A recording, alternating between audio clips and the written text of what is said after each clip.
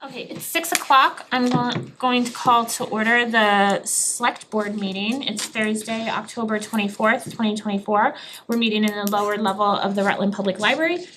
We have a Zoom available, and this meeting is being recorded by the Rutland Town staff. I don't know that there's local access cable available tonight, but we will definitely have the Zoom available for YouTube and re-airing on local access and everything. Darren, if you want to open. I would like to bring the Finance Committee meeting to open at 6 o'clock as well. Just a reminder, if everybody could make sure their phones are on silent, that would be great. We are being One good thought. just mere mention, because I got yelled at the other day by somebody. And if just as she said, we are being recorded, and there are gonna be some people calling in, I think, so we'll go from there. Is Alex on there? I can't see him. No. Okay, I'll let you know if I see anybody pop on, just perfect. if that's okay with you. You wanna start? I think FinCom has meetings. Do you wanna go through your meeting minutes, or do you wanna go into the, We should accept the last meeting minutes. I'll make a motion that we accept the meeting minutes of July 17th, is that what it was? June 27th. June 27th. That date. Perfect. Do we have a second? Second. All those in favor? Aye. Are there any opposed? Unanimously carried. thank you, FinCom, for doing this joint meeting with us. Thank you, Austin and Donna, for being here, Tamika as well, on a Thursday night. I appreciate it. We have I'm hoping that we can review and, from the select board's perspective, review and finalize the warrant for the special town meeting on November 21st. If we have any questions, we can always consider holding the placement until Monday, but if we can get as many placed as possible, that would be great. If we have questions for staff or anything, happy to not, but the intent of tonight's meeting was to have conversation and for the select board to place the articles at minimum. And I think hopefully FinCom could have some discussion and make recommendations if they felt comfortable. Darren, I don't know if you have anything specific from FinCom perspective. Nope, well, I think we could go through them, and if we have any issues, there's been a few emails today, and I think we should try to do the best we can, and we'll move on from there. Okay. So we have the article number 1, which is the budget, the revenue readjustment, the budget amendments. Austin, do you wanna speak to them at all? Sure, yeah. If the board's not comfortable, we all have them printed in front of us, they're online. Sorry, it's a budget modification, my brain was, but we can read them if necessary, but I also am fine to not. Sure, thank you, Madam Chair, members of the Select Board, Finance Committee, good to see you guys. Hope you had a great summer. So, obviously, in preparing the FY25 budget leading up to the annual town meeting, we made some general assumptions in terms of revenues, and based off of those revenue assumptions, providing services that met those revenues. So, things have changed, obviously, since May. We've got a state budget. We also are getting close on going through the tax recap process, which includes shoring up our tax levy revenue sources, most notably new growth. And then also, because we have closed out a fiscal year since then, we actually have actuals, unaudited actuals for local receipts. So we have made some revenue adjustments to the FY25 budget, as noted in my memo sent to both boards, and as noted in the draft warrant. And based off of those, we also have made some modifications to the FY25 general fund, based off of some identified needs from departments, changes in service levels, most notably, for example, the Select Board approved intermunicipal agreements with the towns of Boylston and West Boylston to expand the animal control service thus we knew automatically that we would need to modify the FY '25 budget. So some of the high-level expenditure adjustments are noted in my memo. Just some changes that have occurred since the warrant and this memo was sent to you folks on Tuesday. So to the warrant, we have modified the increase, we have increased the amount to be raised and appropriated from tax levy from $230,000 to $252,000. It came to our understanding, talking with the treasurer collector, that the financial plan as adopted for the annual town meeting did not include the correct amount of excluded debt service. So this tax levy includes the correct amount of excluded debt service. Thus, we increased by approximately $22,000 for the tax levy. Also in the warrant, we'll get to that, the draft warrant that was sent to you also included a placeholder article for the renaming of Wachusett Road. After talking with town council, that's actually a select board function, so there was no need to have that article on a town meeting warrant. And then after further discussions with the treasurer collector yesterday and today, we've decided to remove an article related to tax title payment agreements. Just we need a little bit more work on the bylaw and on local policies as well. So those are just the changes to the warrant, but of course happy to answer any questions on Article 1, which is the FY '25 budget mod. My question, as just a member on the finance committee, not as the acting chair tonight, is why are we reversing our ARPA money backwards when we have to spend it by, am I correct in saying that we have to spend it by December 31st of this year? We have to obligate the funds, so you're slightly correct. So based off of increased revenue sources, obviously I know that that was a big discussion point in the FY '25 process, was the amount of ARPA funds. Obviously the best practice is to fund a budget with recurring revenues like tax levy, local receipts, or state aid. So because we increased in those other accounts, we didn't have a need for the $109,000 from American Rescue Plan. So the reduction, sorry Dan, the reduction that we'll be requesting the board to make a vote on, we have a couple options there, right? So we can either use that for other projects, or we can do, for example, what we did at the close of FY '24. For example, is to maybe pay our next Wachusett Regional School District assessment and generate free cash from there. So I want to give the board and the towns flexibility for that, but that's my recommendation, is to, for the purpose of the FY '25 budget, reduce as a revenue source the ARPA funds by $109,000. So what is remaining in the ARPA funds to be, What's available? what's available by the end of the year that we have to commit to? So if the board votes to reduce the ARPA funds for FY '25 budget, it would be $109,000. Everything else has been obligated to projects. So for example, the board allocated, I'm just gonna round up and say $300,000 for the library and public safety roof repairs project. I believe we've made our final payment for that, or we're close to making our final payment I think we for have that. one more payment, yeah. One more. So we're probably there, just to ballpark it, we're probably at about 400,000 balance there. Is that safe to say? Give or take, but of course, if the board opts to not use this for the budget source, add another 109,000 to that. So we'll definitely have a place for the, whatever the final number is by the end of the year. We'll have committed it somewhere, right? We're not. Yeah, I don't think we want to turn back any money to the I'm federal. just- Yeah. I do not wanna turn back any money, so. The best thing, obviously, we're getting to the point where we're running out of it, so if we can find ways to, the simple thing of just paying our Wachusett assessment, generate free cash so we can keep the money in another form, Okay. which is I think we're on the same page. totally I in just wanna line make with sure the that we Treasury guidance. don't wanna give any back. Yep, I if agree. possible. I'm good with it. If you, I have no other questions. Anybody else on the finance committee have any questions? Can we go over the appropriations next now, or are we gonna wait? Sure, yeah, I mean, so I tried to go high level, but Sure, so, changes to appropriations, general government, net increase, as noted in my memo.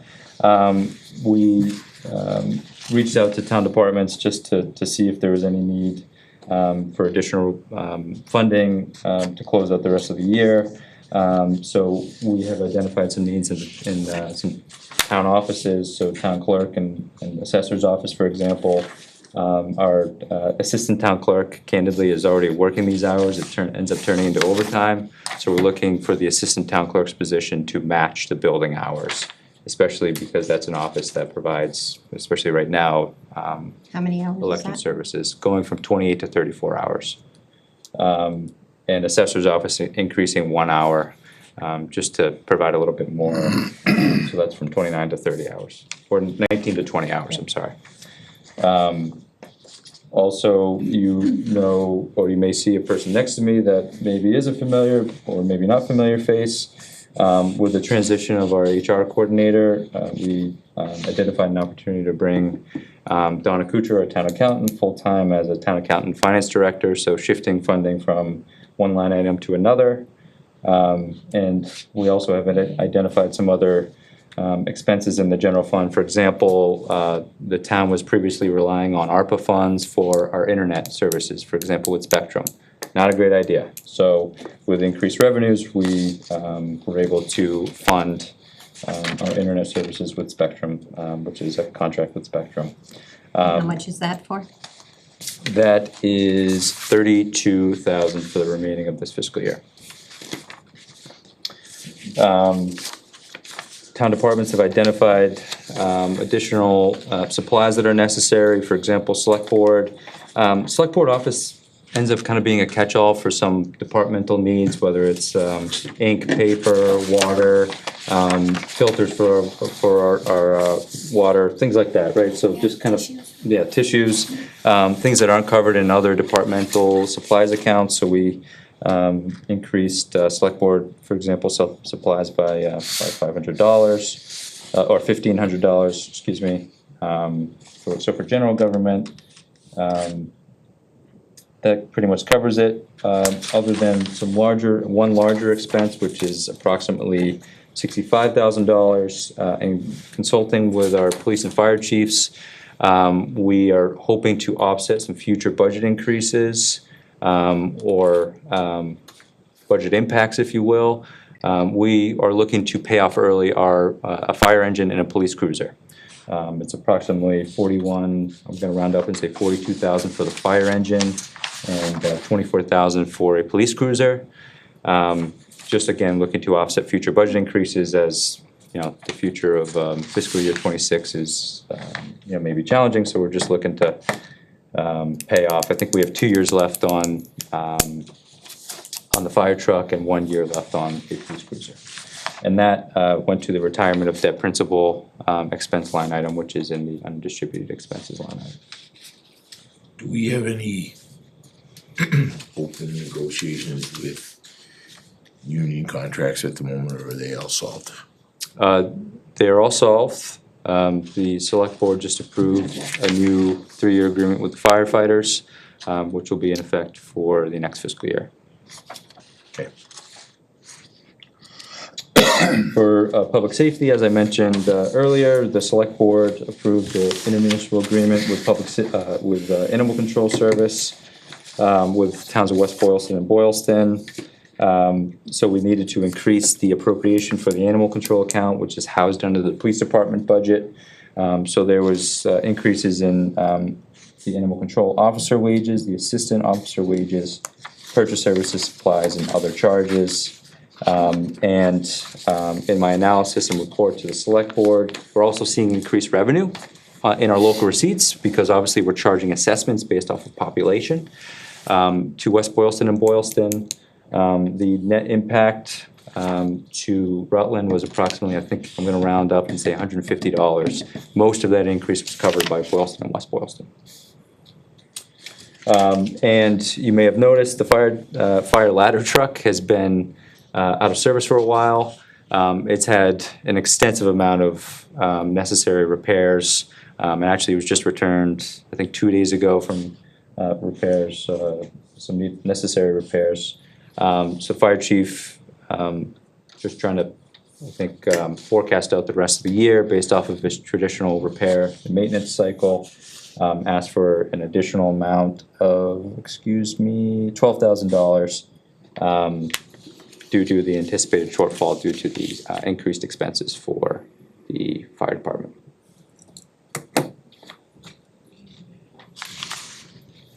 So I have one question. Sure. Please, Donna, don't take this as offense. The town voted in a budget. We then hired in people that we knew we couldn't afford. What were we planning to do if everything didn't work? It's kind of like you wrote a check before you had the money in the bank to pay. You talking about animal control? I'm talking about any one of these. So any budget modification? Well, the town voted in the budget, and then you said, yeah, I know that was what it was on this line, but now we're gonna bring in this, and we're gonna do this, and we're gonna do this, and it wasn't really in the budget, so how are we planning on paying it if this didn't come to fruition? I mean, maybe I could answer that too. Every budget is an estimate on both sides, the expenses and the revenue, right? And so when we're doing the original budget, everything is really estimated because the fiscal year hasn't closed. So the November meetings is very common to shore that up even more to what we have, because we then know the exact information on actual revenues, so the local revenues are conservative, extremely conservative when we're doing the process for the original annual town meeting budget. And not until August do we really know what those actuals are. So that the actuals were higher, and as from my position, someone left, so I'm just the wages there are just moving from one line item to another. A lot of this is moving around, not necessarily new. There are some new, but most of them are just moving it around to changes that happen all the time in any municipality or business. Does that help? This budget is still balanced, right? Oh, yeah, yep. I had the same question Karen had. What I don't understand, and I know I've asked this at meetings before, is what you just said. There's a budget that's set in May to start July 1st, and that's what is there to operate from. And I understand there are estimates, but all budgets are estimate when you start putting them in, but they're supposed to be best guess estimates. Every year we sit there with best guess or suggested best guess for revenue, expenses, and we end up using those numbers for a bottom line that we look at as a balanced budget. What I have a concern with is when things are moved around, and I know we said this, I don't have my paperwork with me, if I can't remember exactly what it was, but last year said the same thing. We went and did something before the money was put in place to do whatever that item was, and I just don't understand well, maybe I'm thinking too many years ago, and I'm kind of old, I guess, at this point, but I remember doing things. We didn't do things unless we went and said, all right, I want to do ABC, whether I move somebody around or change the position. I used to go and say, all right, I'd like to move this much money over to here to do this. And then it got approved, and then I did it. And it seems like we're doing it the other way. That's my point. And I have another question about this too. Yep. I think for me personally, I look at it a little bit more, oftentimes we go to fall town meeting to spend all the free cash. And a lot of times, sometimes that would be spending free cash to increase, it might be to increase the assistant town clerk hours at that point, that would be a free cash article. And I think that this is a little bit of a change, it's definitely a change from how we've used to been doing it, to adjust the budget itself, rather than say, here's the free cash, or at the end of the fiscal year or partway through the fiscal year, do the line item transfers or reserve fund transfers or anything to say this is actually where, this is more truly representative of where our our revenues are and where our expenses are, rather than, and for forward budgeting purposes. In my mind, having that information, knowing that it's in a budget versus every year we're funding it through free cash or something, for a budgeting purpose, to me, is more transparent and easier to look at.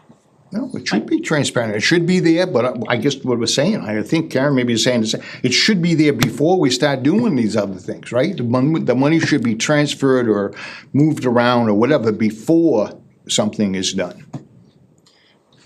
And I don't disagree with you, but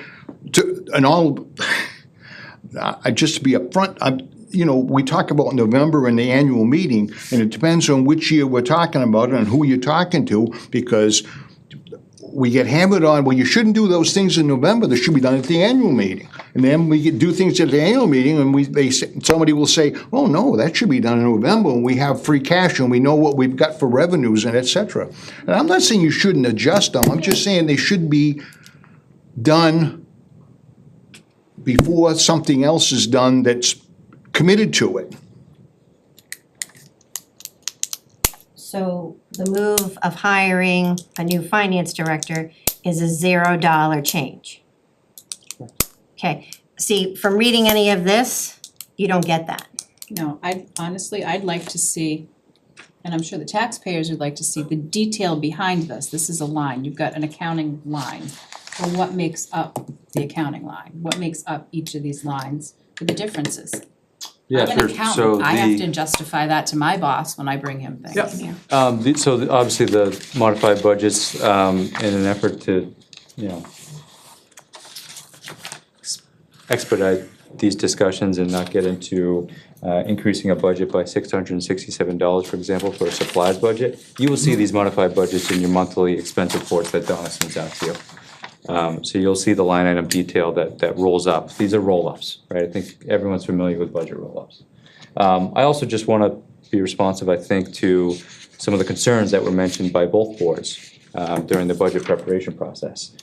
I think, amount of feedback that I received for proposing $467,000 in ARPA funds in this budget, as modified, is proposing to use less one-time funds for a budget. So I think that the finance department has done an excellent job doing their best guess estimates. I want to give credit to Amy, the assessor, Donna, the accountant, Nick, our new treasurer collector, to maximize as much as possible. The fact that we have $700,000 in new growth, and we estimated $4.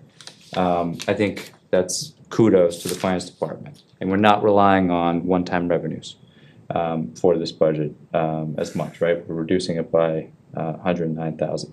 I don't disagree with you. I would rather not have to do a budget modification at the fall.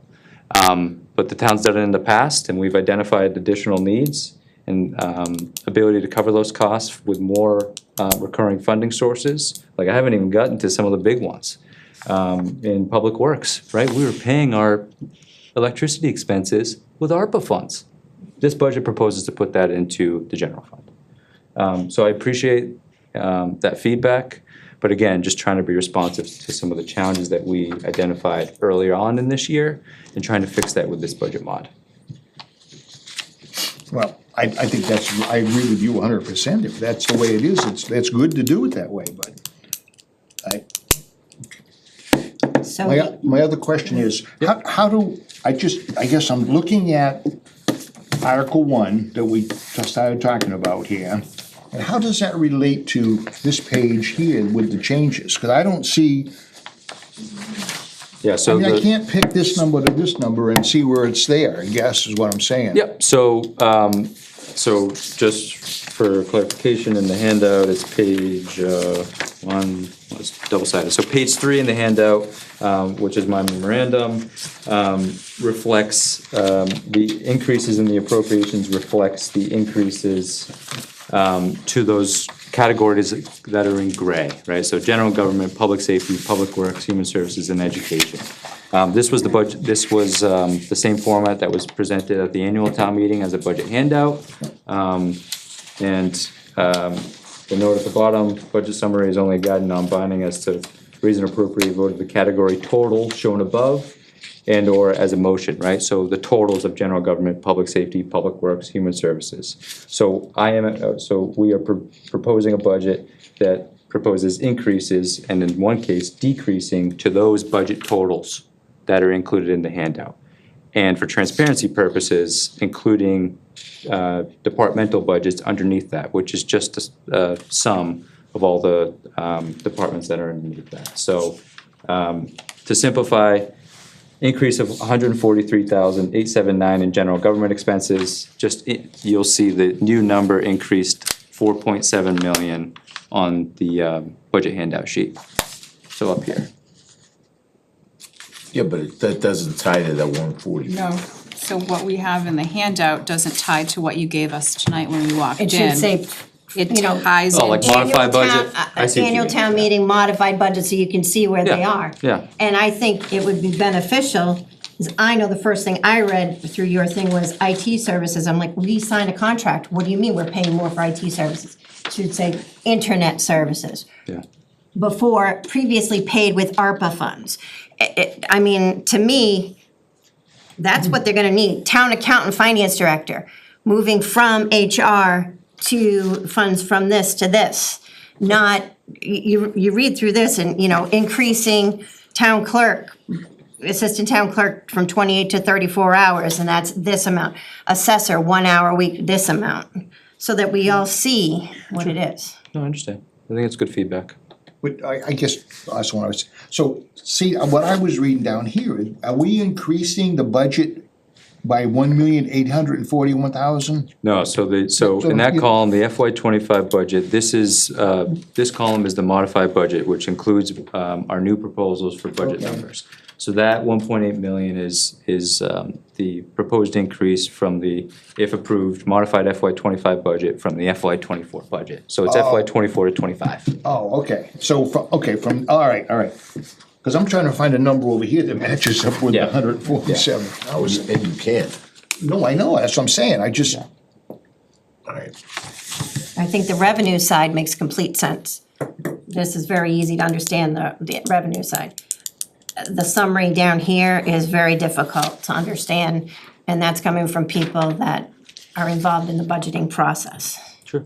Yeah, so I just wanna, I maybe this is good guidance for town meetings, because this is the handout that was included in the annual town meeting warrant, which is the spending town meeting. So if you guys want more detail to be included in town meeting, tell me now, so we can work on Well, that through the I don't- budget process. I think where the confusion comes The change. is the change. You can't see it anywhere in here. So we all like what you did here, right. but I can't see a change. There's no number on here that matches any of these numbers. I think to simplify it, if you could do that to help us. And your page. And are we 3, gonna you give have- the 180 pages out so everyone can flip through all the pages to say, okay, let's see what was in accounting? So Let's see what, I you know, understand that's- correctly, essentially another column where it would have the approved fiscal year '25 budget and then an additional column that says modified fiscal year '25 budget Is and that how what you that guys changed. want? The bean counters in the room? Cause you I- guys know more about it. Well, I think that would help, because honestly, when I went to last night, I was trying to do this and I had paper everywhere. So one comment I do have is when you go to the website and you look at the budget, it doesn't, we voted on a budget, the town approved the budget. It doesn't have an approved budget for fiscal year 2025, it still says revised recommended dated 3/30. It doesn't say approved on it, it doesn't say it's the actual budget. And I had to go back to my my hard copy and go, oh, it's the same thing. Yep. So if Unless they go Joe to the Public warrant, right? Joe Public is looking at it, they're not gonna know that. Yep, that's good feedback.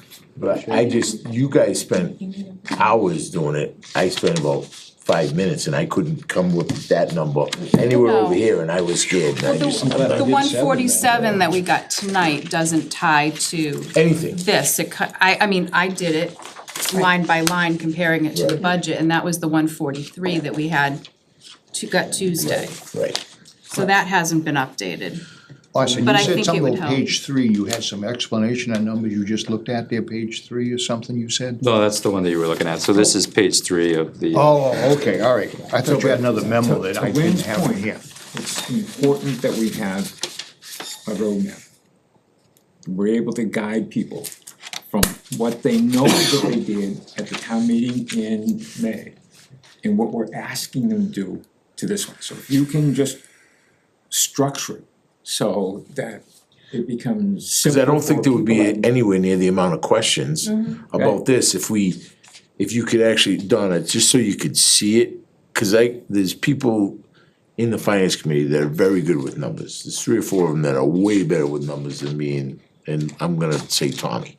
So when we try to do it, I can't get it, but And it's on TV. I think what would work And I'm then is a saying column me. that says annual town meeting already voted and revised and new That's budget or all. something. Yes. And maybe get rid of a couple of the older years for this special town meeting to give, so it all fits Cause and it's the right I size. understand his point exactly. I was at the same place last night. I was frustrated and we were like, I didn't know people spent a lot of time on it and still couldn't get there, so. I just wanna forewarn you though, so your reports that you get monthly will not show in that way. You will see the modified budget, just so you know. Which is, That's fine. which is, Yeah. if it's approved, that's Yep. fine. No, it's good feedback. Yep. So the animal control officer, Yes. was that a $0 change for us because we got additional revenues coming in? No, as I mentioned, it was about $150 increase to the town of Rutland. Okay, so it's pretty much 0. Yeah. And that's what I thought you said, but I couldn't catch it all, so I was like, okay, hold on a second, I wanna make sure. So I mean, we're still the largest community in that agreement, but not by much. West Boylston's probably the second largest. But most of that increase, as I mentioned, was covered by the 2 new communities. Is there, Paul, Harry, Jen from Select Board, do you guys have any comments, questions for Article 1? Well, I just have. No, that's fine, I Madam just, Chair.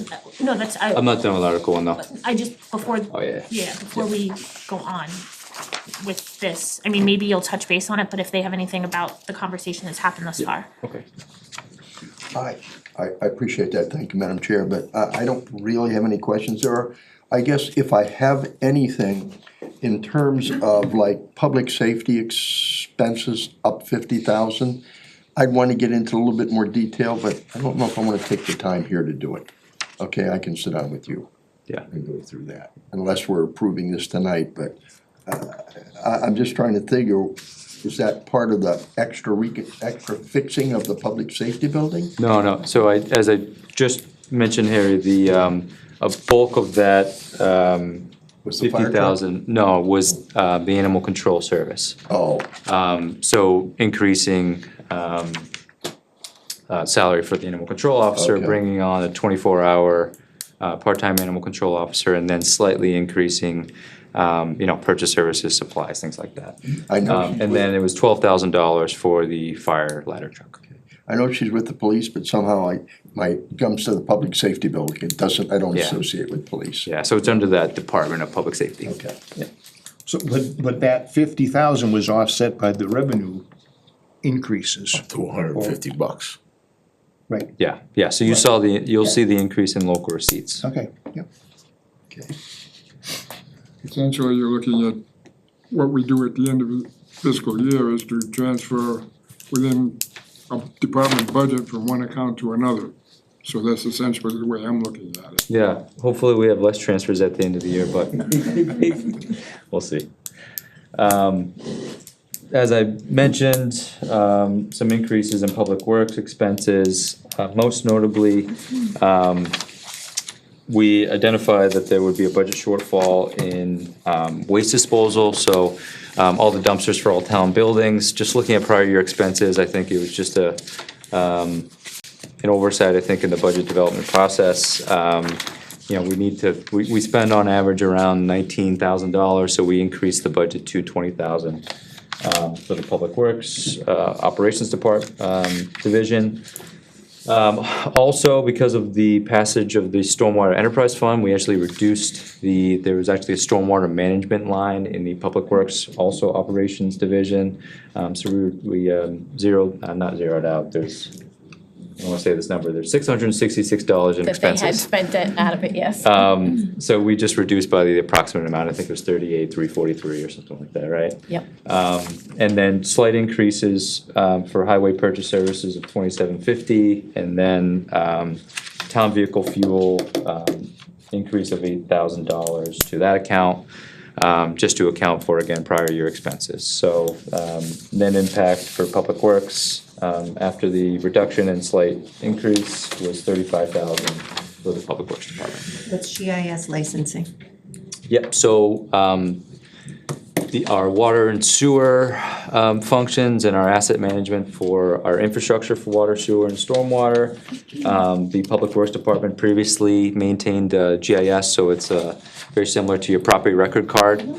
There's a separate software, ArcGIS, that the Public Works Director requested, a license, to be able to manage our, infrastructure, digital, inventory of our infrastructure. And how much is that? I think it's $1,800, And that's every year? yes. And we've paid for that in previous years. Yep. The request, I think there's just when the new director was preparing his FY '25 budget request, just forgot to include that in his purchase services. And also just, one note on public building accounts, actually two more notes on public building accounts. The Wood Studio now is a conference room. There's increased usage of the Wood Studio. However, the budget was not reflective of that. So Public Works Director asked for slight increase of just under $2,200, just to make sure that we, keep the building heated and cover electricity costs or any other incidental purchase services for that facility. And as I mentioned earlier, the town previously relied on American Rescue Plan Act funds for electricity to our town buildings. So building account, we're proposing a new line item of $50,000 to cover our building expenses. They previously were sort of a mismatch of if we could pay for them in the respective building accounts. But we believe a better way to track the electricity expenses is to just put it on its own line item so we can monitor that for future years. I'm laughing because we've seen it go, oh no, we have to have it all separate, oh no, we have to have it all together, oh no, we have to put it all, so it flip-flops depending upon who's sitting in the 5 and the 1, so. Yeah, I mean, to be honest, like just overall reporting, and I probably all feel the same way, looking at those building accounts, you would have no idea really what that covers, because it's just purchase services, right? Yep. So That's it. that pays for fuel, it pays for electricity, it pays for any other service for that. So I think just an interest to be a little bit more transparent, show what our true cost for town buildings. And that's for all electricity. buildings, including the library. Yes. With exception to public safety, because their public safety building account, I think, is well-funded, and the fire chief pays for that separately through the, So that's not gonna change. correct, We're gonna do all town buildings except public except for safety. public safety, yep. Is that how it's been done in the past, Karen, when it's kind of All pendulum, depends. or? I'd have to go back through way too many boxes of paper. No, it doesn't matter. That building's always been separate. Tamika, I think, pays the bills. Last year, we utilized, I think it was $45,000. So obviously, trying to reflect a little bit increase in electricity costs. So Tamika doesn't pay the public safety electricity bills, right? So that $45,000 was reflective of what she pays for the electricity. Actually, she doesn't pay them, she just codes them because Donna pays them, correct? Actually, the treasurer pays them. Okay. Let's be I was like, technical, right? I know that there's, Tamika, there's separation of duties in accounting terms, you have to be cautious. So submits the voucher for warrants payable. Yeah. So why wouldn't we just keep them all the same? I know You it's- mean allocate respectively to the Part of the building public account? safety one too is he's gotta use that as part of the regional dispatch. Part of that gets included in the costs that are divided up between the towns. Right, so we do receive some revenue in terms of the assessment, so we do some indirect costs there, I believe. I just wonder why we have every building but the public safety building. We should just do every building. Yeah, I think we could, public safety building costs are pretty substantial, so we, I think maybe for FY '25 budget or FY '26 budget preparation, we could look to make that change, but just for this purpose of this budget, we just wanted to start Understood. first there. Yep. But also, I think there's probably gonna need to be some, analysis of what, FY '26 electricity costs for all buildings, so just before we go and make a big change, like pulling public safety into one line item, I think maybe just working with the chief to see what his costs are, like Tamika did for, the rest of the buildings. Okay. And as I mentioned, looking to pay off early lease expenditures for the engine 3 and police cruiser, so that's included in general government. The Wachusett Regional School District Committee, at their meeting that I have mentioned here somewhere, realized an increase in Chapter 70 funds with the state budget that was signed by the governor, and voted to reduce community assessments. So this budget is reflective of the reduced assessment of $105,000 for the education line item. And then, as I mentioned earlier, we just need to raise $22,000 and pay the additional debt service for excluded debt. So was Wachusett anticipating that increase? I think they were hoping for it. Okay, because I But- thought I heard something about chapter 70, we hope or we're expecting. Yeah, so you recall they were in hold harmless, so they only received the minimum aid. Right, They did, and a lot of the schools, I think, was it 200 and some odd schools across the Commonwealth 211. were held harmless. So they received minimum aid of $30 per pupil. The state budget or the state legislature realized that and proposed in their budget to increase to $104 per pupil. Okay, Which I think the district received an extra, I'm gonna round and say $500,000, give or take, in additional chapter 78, and then modified the community assessments based on that. thank you. And I wanna thank the superintendent especially for holding that commitment to give the money back to the towns. Yep. Because I know that was a conversation through the budgeting process. And it ultimately, the school committee voted to return the monies to the towns, but I think it was really at the big push of the superintendent and staff. So I appreciate that commitment to be held. I personally would love to get to a point that anytime we have a return from any of the education budgets or anything, that it gets put either aside for building repairs or something. I don't think that we're there yet. But ultimately, if it was approved at town meeting, and this isn't solely for education, I'd feel the same if it was public safety or DPW, if there was a surplus realized somewhere through additional funding coming in or grant funding or something, that money can still somehow be put for whether, like I said, building repairs or something that still is benefiting that original kind of overarching department. I don't think we're there yet though. So was the president superintendent and his administration pledged that during his tenure, he's gonna continue to do this? I don't think he's pledged that at all. I don't think that was a conversation that they've had. I know just this past budgeting year, well, when we were doing the budget in the The spring. last 2 years, they did that for us, which is very nice, and hopefully they'll keep it going, but Right. there's been years in the past that they haven't been so nice. I know, I think forthcoming. Austin has had more administration conversation. I usually attend the school committee meetings, so I see the presentations, but Austin probably has had more. Yeah, well, so I also wanna thank Dr. Riley. I think, and he mentioned this publicly in a school committee meeting in his report, that he realized the impact, especially on that, whether we wanna call it, what are they, operational or discretionary assessment. He realized the impact to the communities in all 5 towns. So he strongly advocated, he and the business and finance director strongly advocated that if we do receive additional chapter 70 aid, we should reduce the community assessments, so. But obviously, that needed to be approved by school committee, and I thank them for their support as well. And we need to go on record as stating that Bay Path has always done that. Yeah, so they haven't done it yet, right, so. But they've always given back the money. We've Yep. never had an issue. We've always Yeah. gotten the money back. So I did send a note, their excess and deficiency was certified. They're over the 5% cap. I hope that they vote to do the same. They haven't done that yet, obviously, before we prepare this, so if they do decide to make that vote and our local assessment is decreased, just think of that as generating free cash as well. Yeah, I have a question. That hold harmless part of the budgeting, are we, how long will that go on for? How does that come to an end, or? So that's challenging, because if we could have a crystal ball about where student enrollment is. Right, okay. So we haven't received the certified enrollment figures yet from the state or for the district.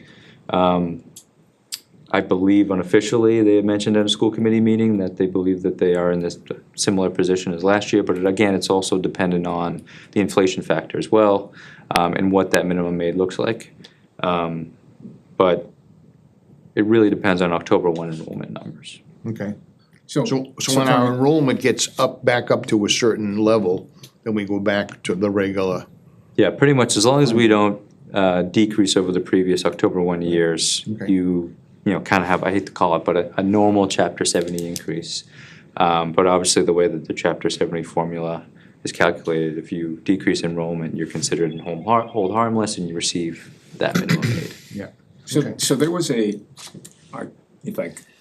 my mind is working right, there was a presentation for 211, was that what it was? It was 211 project? Mhm. And they went through that whole thing about hold harmless and what they're doing there, and I think they started the conversation with the incantation of hocus pocus, because there is some complicated stuff in there.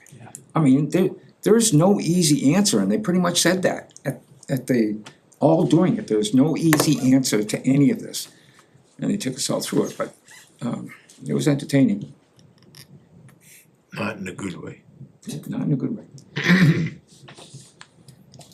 And that is all I have for Article 1. So- Also, just, sorry. The remaining of the memo includes an updated financial model with these figures, so it shows the bottom line total spend, budget impact, assessment percentage increases, and then our schedule of local receipts, which includes a 5-year history. Thank you, Donna, you did a great job preparing that, and then also a schedule of our state aid as well.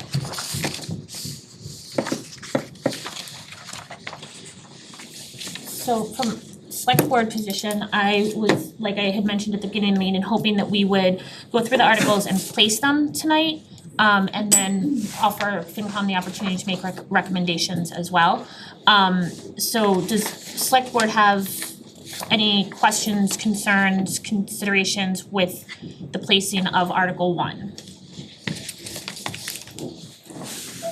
I would entertain a motion to place Article 1 as presented.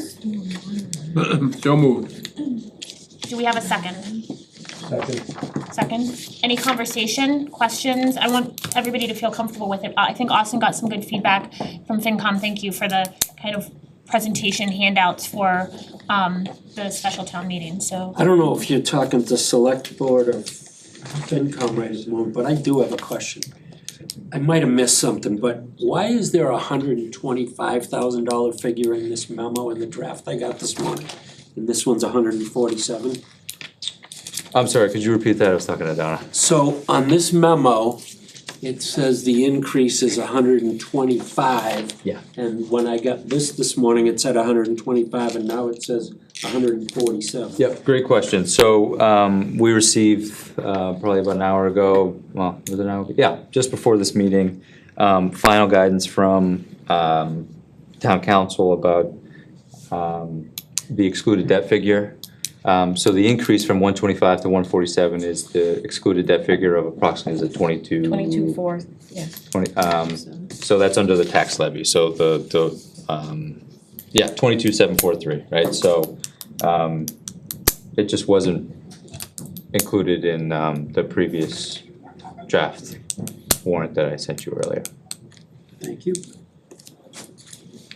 We have a motion and a second for placement.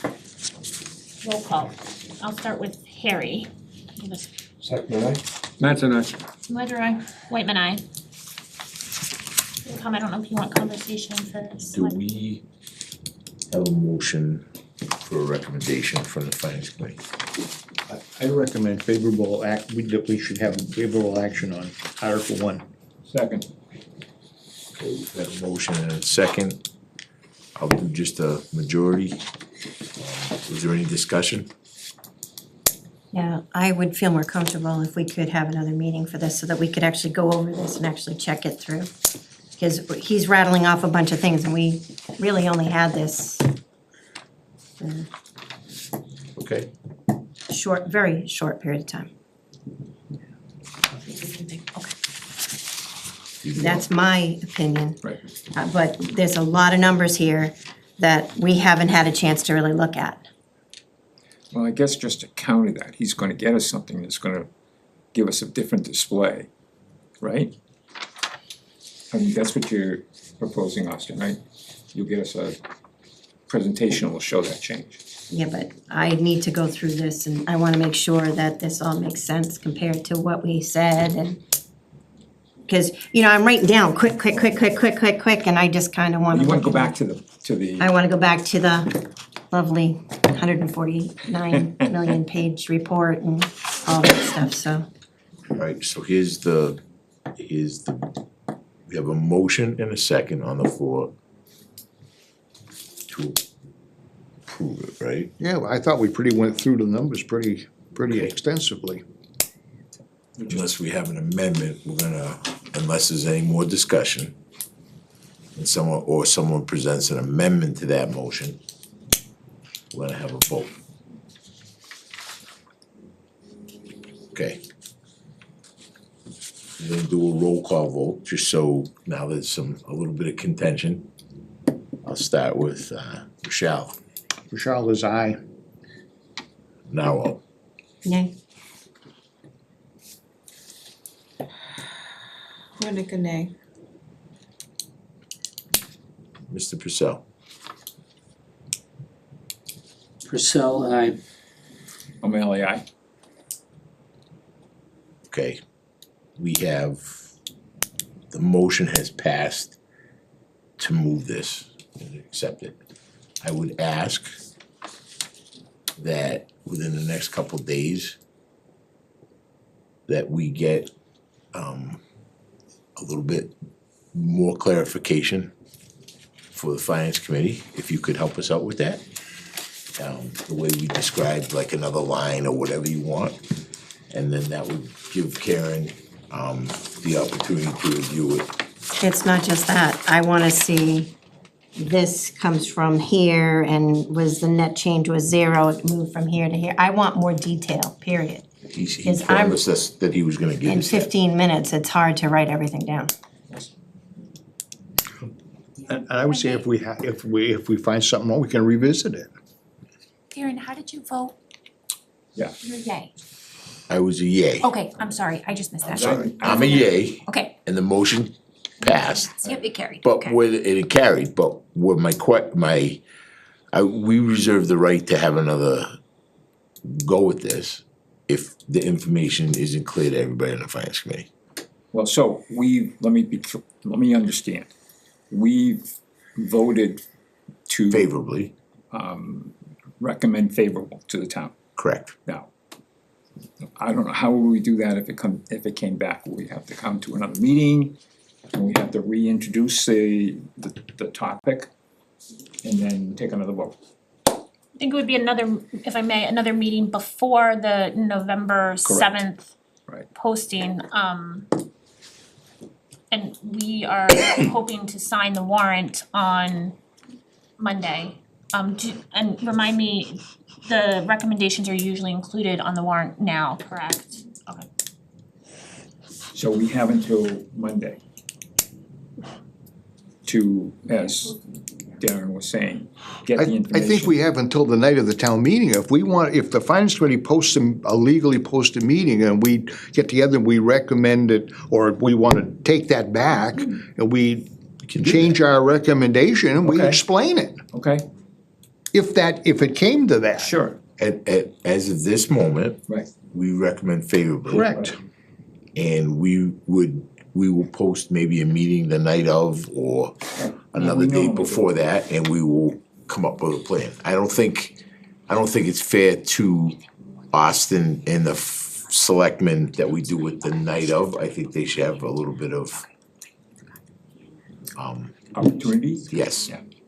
If there was a serious reason why we should change it, then that would come up whenever it is, and whenever we find the information out.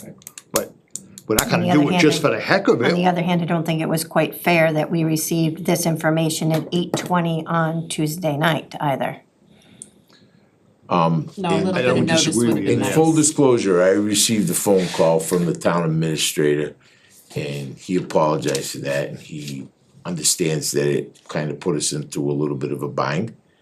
And he would do his best to not have this happen again. He understands where our concerns are.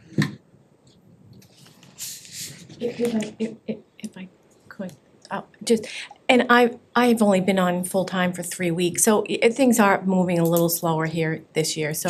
It's not a, welcome to the party. But my concern is when, that there's several members of the finance committee that are the people that get into the nuts and bolts of numbers, and they're concerned that they can't tie numbers back. So if we can have whatever their concerns solved by the town meeting, we'll move forward with this. But what I wouldn't hate to go into a town meeting or several weeks before a town meeting and have two well-respected members of the finance committee that are concerned about where the numbers tie back. That's their job every day. They enjoy it. I can barely write a check. So that's what they do, and they're concerned, so I'm concerned. So I'm just gonna voice that out there. Yeah. The motion is approved, we're all set, but there will be concerns raised by the finance committee if we don't address those two concerns. How's that? Is that a play way of saying it? And I missed that I forgot that we've continued to add the select board recommendations also on these. Sometimes just the placement of the article is a select board recommendation, but I forgot that we've added an official recommendation on the board. So I would entertain a motion from the board to, I would say recommend favorable, but that's at the discretion of the board for conversation. So moved. For favorable, to recommend favorable action. Is there a second? I hear their concerns, and I hope they address their issues, but from my perspective, I would vote favorable for the board on this one. So is that a second from you, at least for conversation? Yeah, second. For conversation. And I think you voiced your concern that you wanna support FinCom in their concerns, and I think I kind of had said that also at the beginning, that, you know, if FinCom's desires for the additional information could be addressed as well as for town meeting, the handout piece as well. Paul, do you have concerns? Not really, only outwardly in the fact that, you know, it's been discussed that, okay, figures that we have could be further justified, and I can't really argue that point because, you know, looking at it, and I thought that, and I still think that Austin did a fairly good job of putting together this whole fact sheet for us to look at. And so, you know, I mean, I don't have a problem saying, you know, yeah, aye. Roll call, Harry. Second, aye. Matt's and I. LaJoy. Whitman, aye. Thank you all. Moving into Article 2, this is,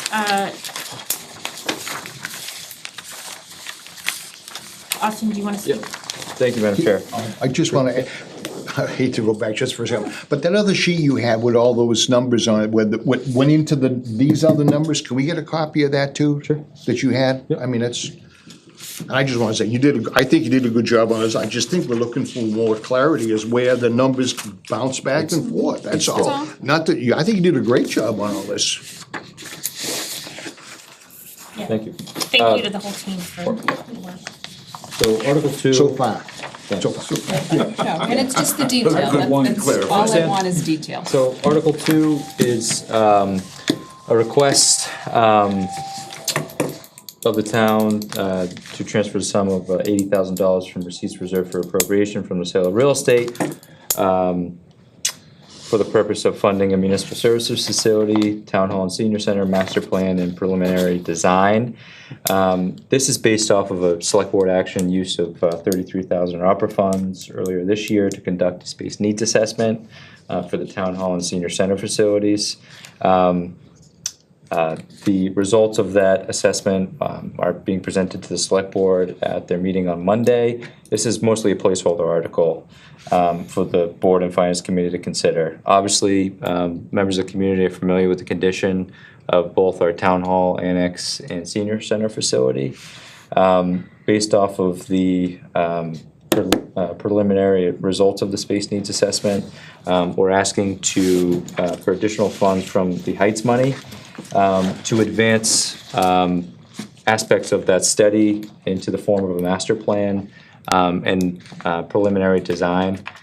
Nowhere near are we asking for a full cost of the design. This is simply more to inform the community about what the actual conditions are and needs are of the building itself. We know what the staff needs in terms of personnel is, and we have, kind of conceptual floor plans for what that would look like.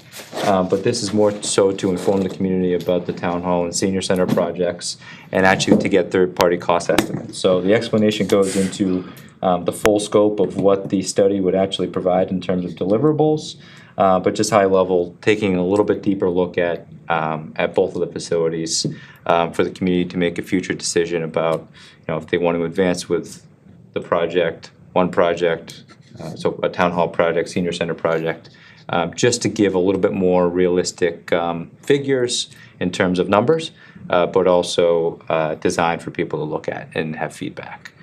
So 80 grand will give you a preliminary design? Yeah, for both buildings. Wait, I'm sorry.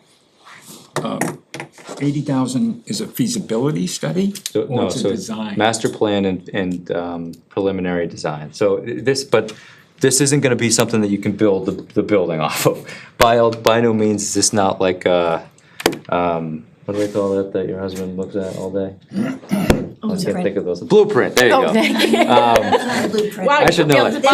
This is the pretty, look at how Yeah. nice this building This is will a look. conceptual We'll drawing. Yeah. never be able to afford it, but look at how beautiful This is like a it'll 3D look. model and a little bit more about what it would look like, but mostly it's just looking at a little bit deeper at like site conditions, Right. things like that, so. But the only reason I say is that because it says, for funding a municipal services facility, master plan and preliminary design. Yeah. So it sort of says to me that it's a little bit more than a picture of what the building's gonna look like. Yeah, so that was the subject that was in the scope of work that was provided to me. Okay. So it's a master plan, but it's gonna include some of those 3D models and conceptual design, if you will. Okay. So it goes from kind of a floor plan to more so structurally, hypothetically, what that floor plan would look like. But by no means is it gonna be inclusive of, the community's still gonna have an ability to provide feedback on, the space itself, but it's just gonna be kind of a bland-looking 3D model, if you will. But also it's gonna provide a report that has a little bit more detail about both of the facilities. And most importantly, a third-party cost estimate to give actual true, more reflective numbers of what construction costs would look like. Okay. Am I misremembering, isn't there money someplace to do a feasibility study for one, if not both of those buildings already? Yes. That hasn't been spent? I think Ted had a question over there too. Well, do you wanna answer that question first? Well, that's what was gonna be my question. We had 80,000 there. It says here that, it authorized the use of 33,000 you know, ARPA funds, has that been spent and used on something? That was used on the space needs analysis and feasibility study that was, We're gonna talk about on Monday night. that we're gonna talk about and present on Monday night. Yes, you are correct. There was, I believe it was It is an article. several years ago, there was an article for the senior center feasibility study. Right. Candidly, I would rather use federal government, my recommendation was federal government money on that rather than local funds, so, candidly, that article could probably be closed out for a feasibility study, because that component has been completed by use of ARPA funds. Okay, because it wasn't, I was just gonna ask you, there's an article out there for Yes. what we yeah. did, and it was gonna be two separate articles, because that's what was trying, the town meeting combined them to do exactly what you're saying here, the same thing. Yeah. But it's been sitting there for Yeah. 3, 4 years, 5 years, I don't know. So we had that sitting there and obviously we knew that was there, but when talking with the select board about use of ARPA funds, No, that's okay. this was something that we felt saved some I'm just saying taxpayer that dollars. that other article, which I think it was $30,000. Yeah, I but think you're right, it was around there, yeah. But that's gonna be then put back into free cash. Unless appropriated elsewhere, but yes, yeah. Yeah, that's what I'm getting at, so it's not, it's sitting there now with this same use as the title of the article, so in theory, you could take the 80 to 33 and another 30. That's what I'm getting, I'm just saying, you're saying that we're not gonna use that article that's existing for any of this, Correct. okay? But why? Yeah, there's my question. Why can't we use that 35 to take that off the 80? Well, so I would argue that still the 30, is it 30 or 35, 35? it's right So here. I would argue that $35 is, $35,000 is still taxpayer dollars that we can generate free cash. The sale of real estate, the Heights money, is specifically authorized for specific purposes. So, for example, design expenses that can be borrowed for more than 5 years, which this could, or purchase of additional real estate. So we felt that this request was more in line with the use of the Heights money and trying to return some of those taxpayer dollars to the voters, or to the residents. I think that's a good idea. Could we have something from the treasurer sent to us as to what, because we were always told by the previous treasurer that we only could spend things to buy property or anything that we'd have to take out a loan for more than 5 years to use the Heights property. This wouldn't be something we'd take a loan out for 5 years for, so I'd like some clarification because this keeps coming up and So I believe keeps that changing. I'm sorry, Karen. So actually, I think since I've been here, I believe that's already been sent to the committee. That was a request Okay. of the committee. I think I already sent it to you. I'd be Okay. happy to send it again. Also, looking at my records, I believe it's been sent to previous finance committees. There was actually an opinion from town council on that. So it's not for development of the Heights property. It was for borrowing for more than 5 years. Most building projects, your design is lumped into the borrowing, which is much more than 5 years. So that's how we're Yeah. getting, that was my whole thing, because I got it that it was 5 years, so I'm like, but this, we wouldn't borrow for 5 years. Yeah, no, we totally could have. Yeah, and can if we'd let. But the way I read it said for something that you would borrow for five, I mean, Yeah. that realm Yeah. doesn't mean you have to do this thing for 5 years. It means it's something that you would be going for 5 years or more, Yep. you know, borrow for. Go ahead, Ted. So,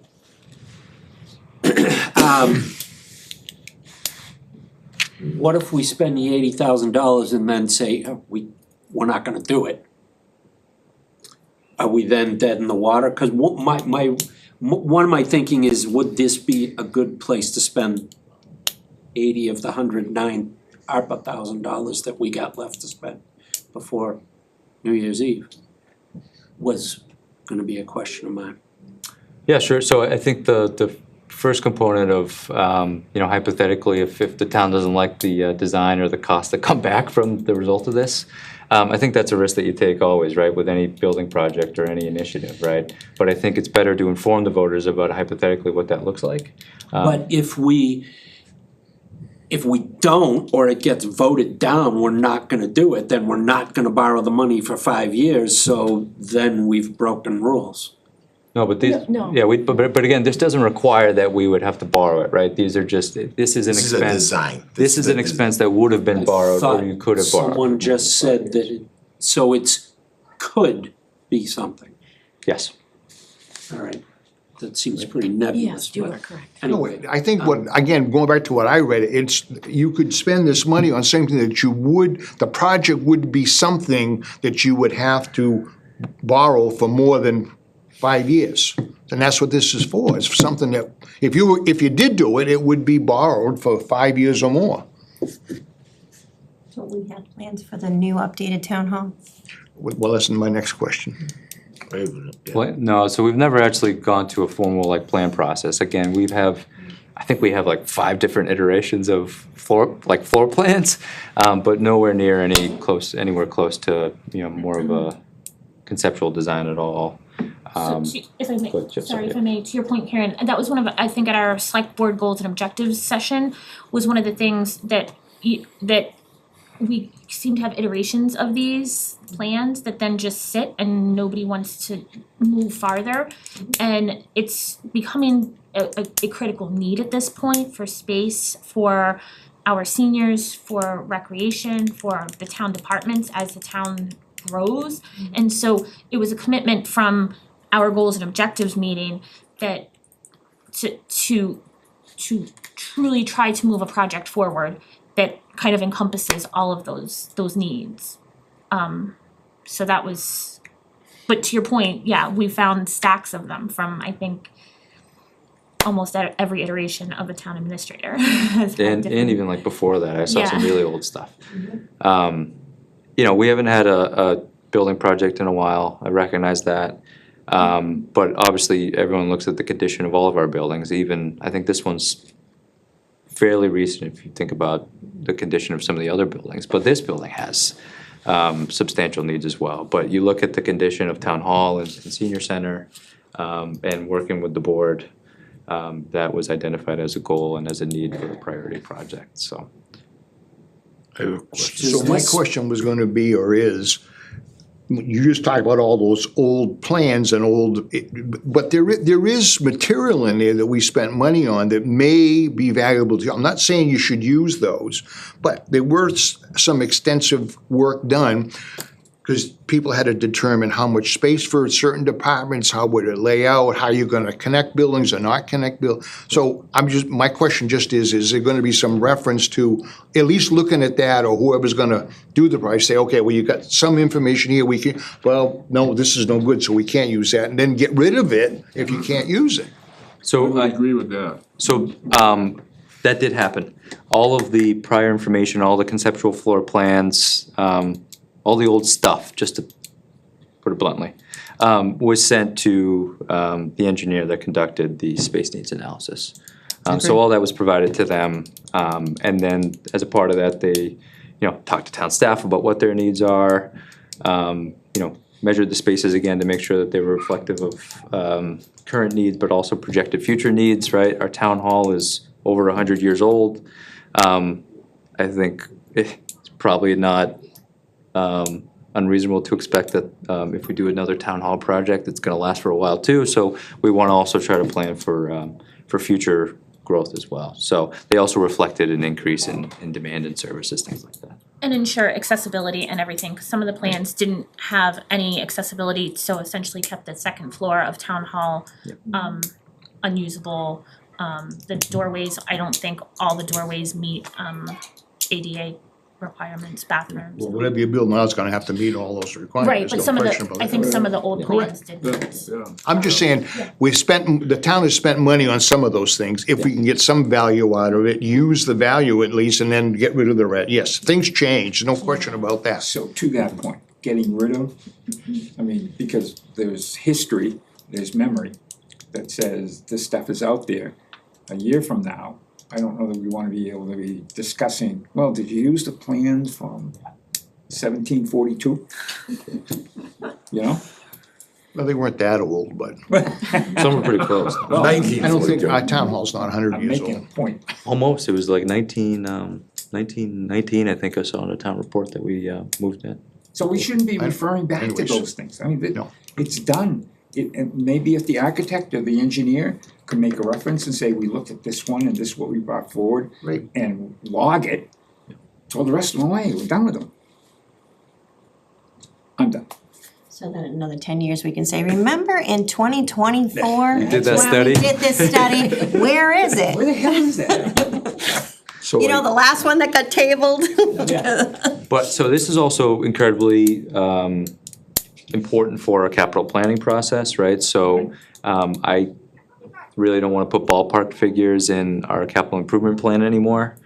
So as we work through the process with CIPC, making sure that as they work through their process, they would have actually true figures for what potential construction of these facilities would look like as well.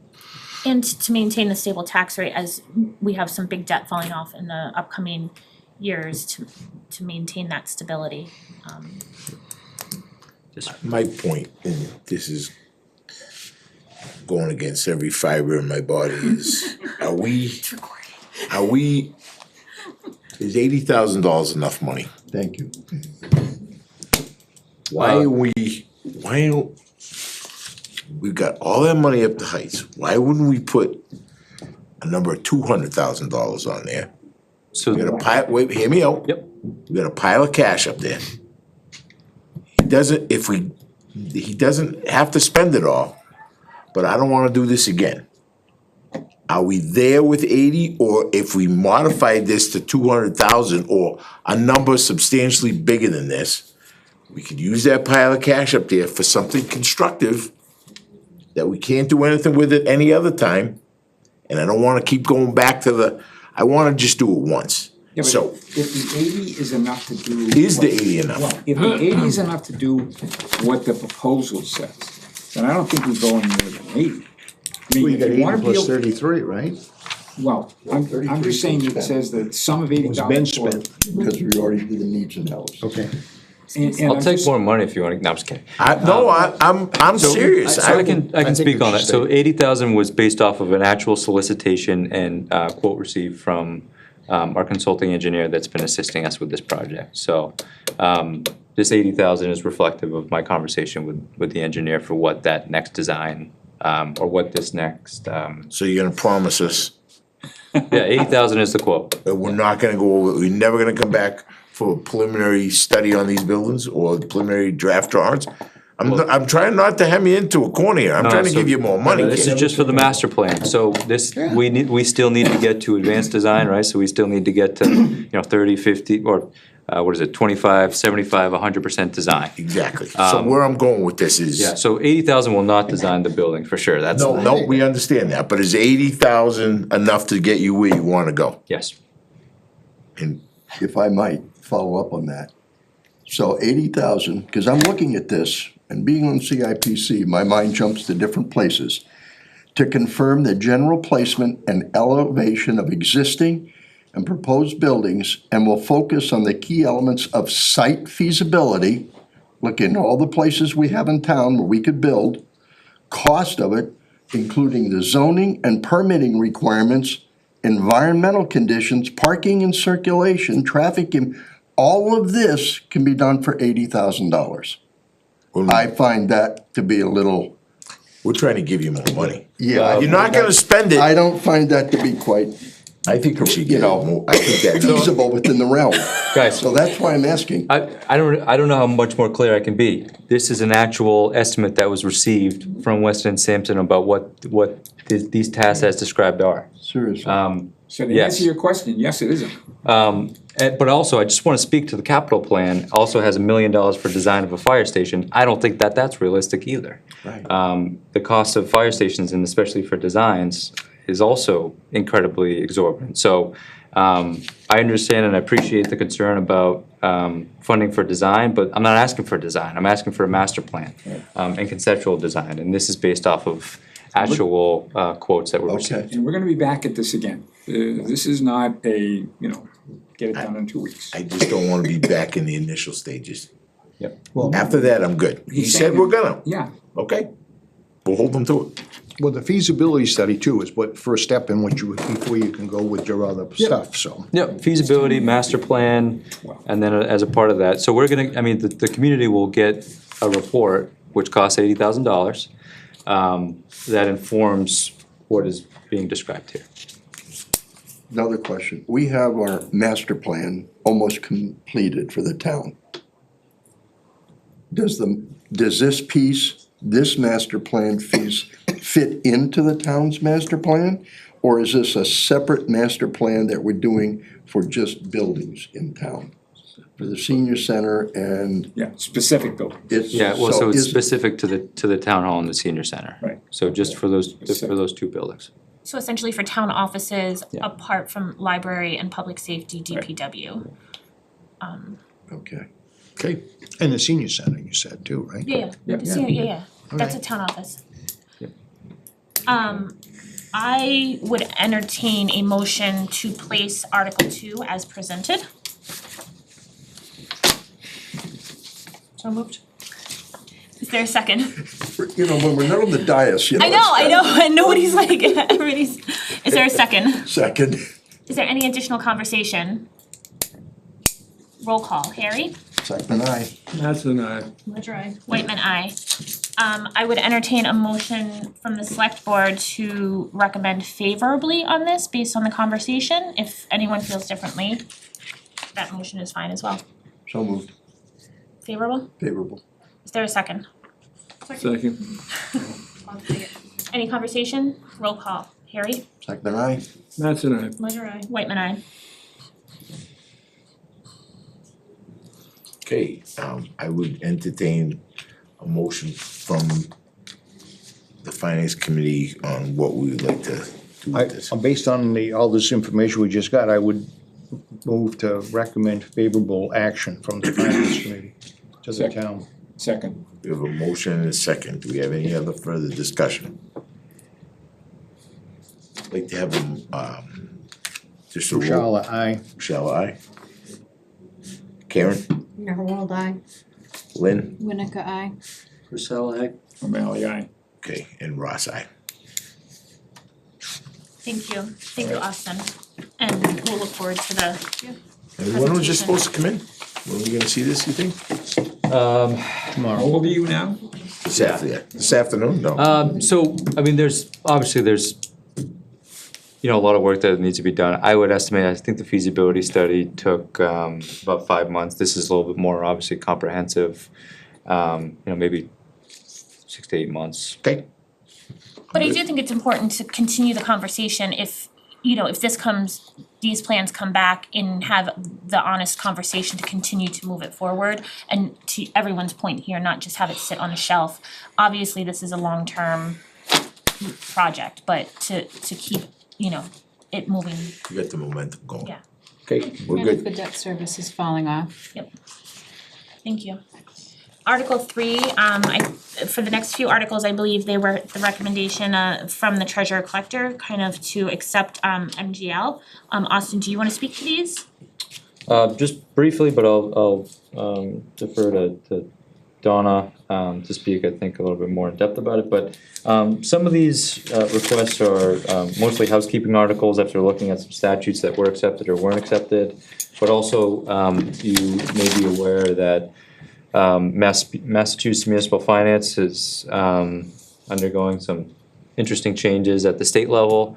You're probably receiving some updates from DOR about different changes in, for example, tax title and kind of the way that we operate at the municipal level. So some of these are also reflective of changes in general law that we just need to adjust at the local level as well. So Donna, if you wanna talk about the articles. So Article 3 is simply, there are sometimes some small tax bills, just because the parcel is tiny and that are well under $25. Honestly, I think most of these would probably be $5 or $6, and sometimes it takes more energy and more cost to collect them.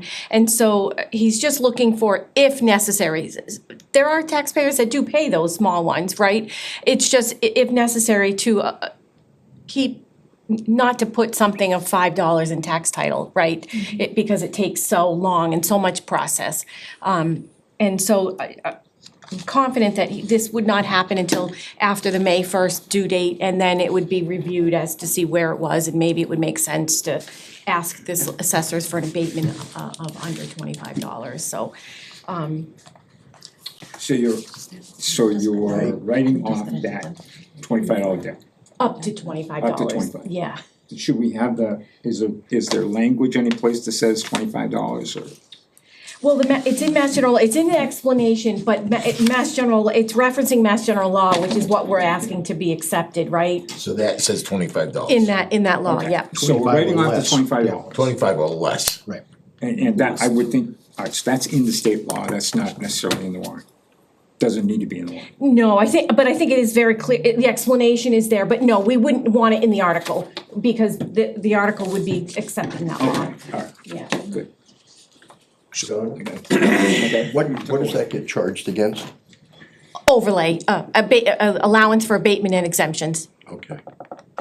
And I think it's important just to reiterate that oftentimes the tax title process is costly and timely. From a staff perspective, even just advertising in the newspaper, Tamika, I think the cost of advertising has gone up, the postings in the newspaper to meet the requirements. So I think in some ways, it almost turns into a cost savings in the length of time that it would take to get So $25. that's an interesting point, there's a cost of doing some of the stuff. And is the cost more than $100 or $25 or $50? Should we be doing this practice for anything over the cost of recovering I them? don't believe Mass General law will allow us to do that, yeah.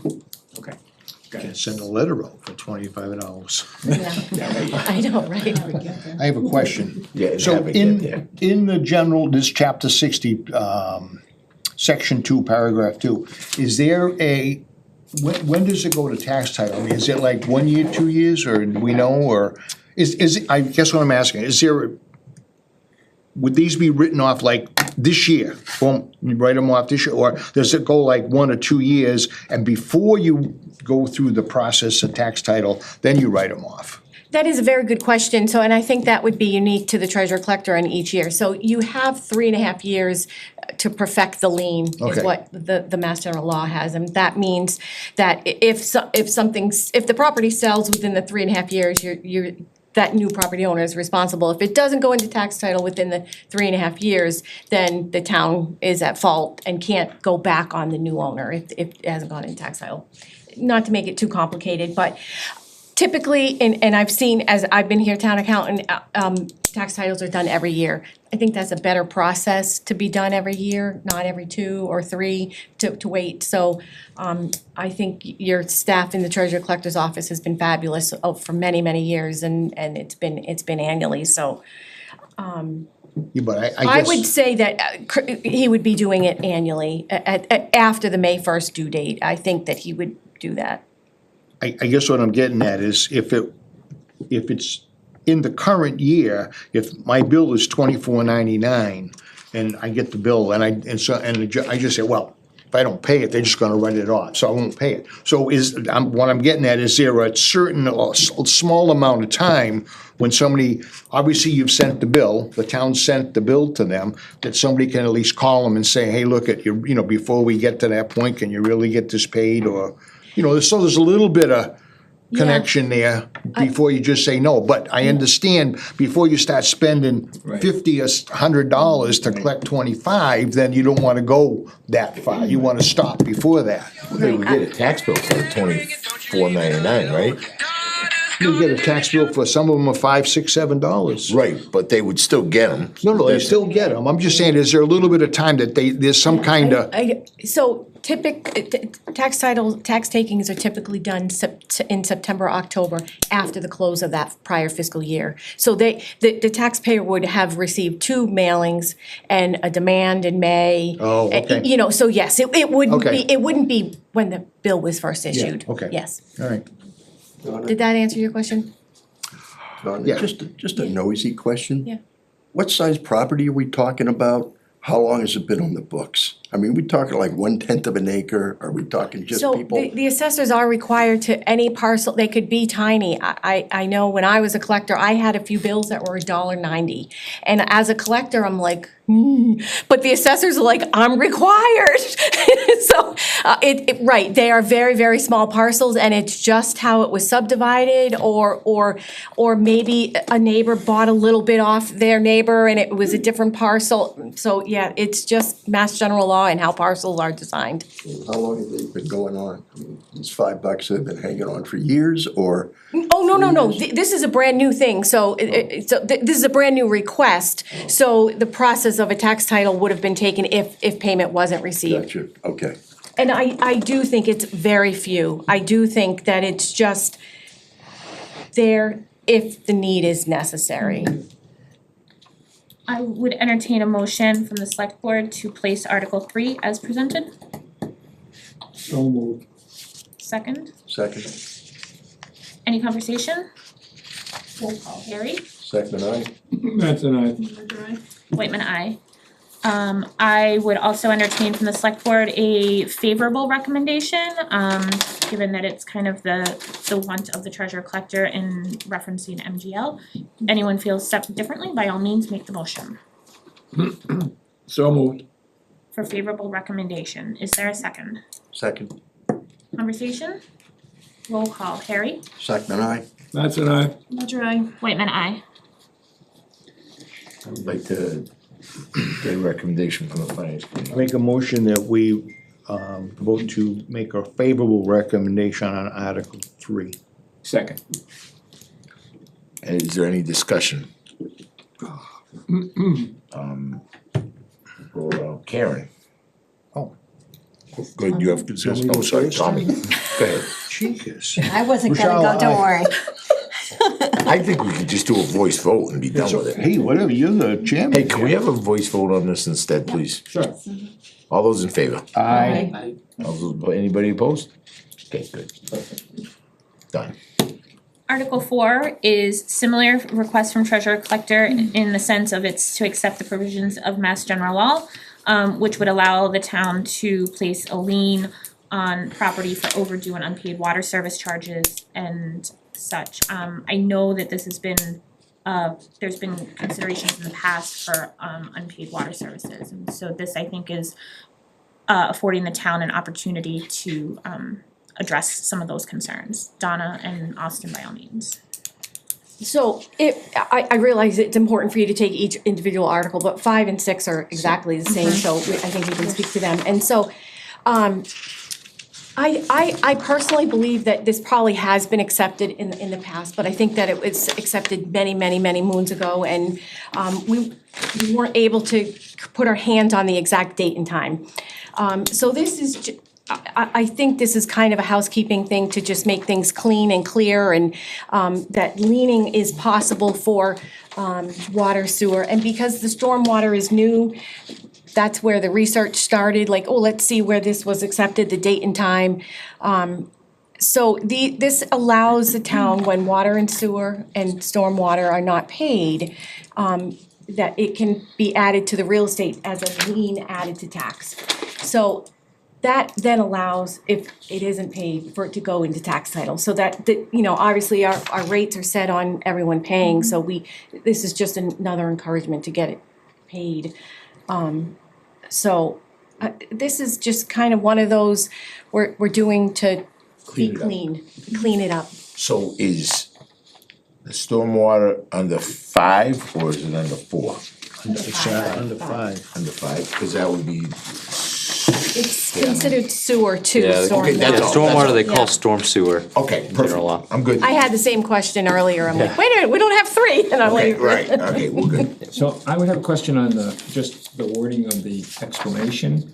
It pretty much says that the loan would take effect, or the lien would take effect, on the day immediately following the date of the utility charge. Does that mean that they get a bill, say you owe the money, and then at that point that they're going to immediately put a lien on the property? How long a period of time would the delinquency be before the lien was applied? So, yeah, I didn't write the explanation, so it's not really a lien. This is not something that is recorded at the Registry of Deeds, it's not that type of lien. It just allows us to add it to the tax bill. Well, no, but it becomes a credit question, I would think. It doesn't, because does it's not, no. If I were to pick the word, I wouldn't use lien, but Mass General Law does use lien, so, Okay. there's no lien added to the Registry of Deeds or like a tax title is, they're actually on the Registry of Deeds. All this allows us to do is add it to the tax bill. So if I may, so if it's paid in, if tax bill's paid in escrow or something, then it would automatically be paid through The mortgage- escrow. Yes. And then the utility would be made whole through that Correct. escrow So mortgage company Back to paying. Peter's question though, so is it, I understand where it's going, but so it's the day after? The day after the due date. Due date. So when you get the bill, how many days do you have to pay it? 30 or 31. I have no idea. Yeah, you should be So paying that's, water and sewer bills. No, no, I'll be moving before that has to happen. Not with the way their Well, as increases soon as are. you get a bill, the liens, that's the day it starts because you owe the money that day. that, But you got 31 days to pay it or whatever the. the lien is only done once a year, and it's done in December. So when you have a whole year to pay the water bill, each individual, so you're getting it 4 times a year, right? And each bill, if you didn't pay the prior one, will show your outstanding balance, and that will continue. So in May, as of June 30th, if anyone had an outstanding amount of $100, let's, for easy numbers, in December, that $100 will be added to your tax bill. And it's the prior fiscal year that is added as a lien, it's not your current.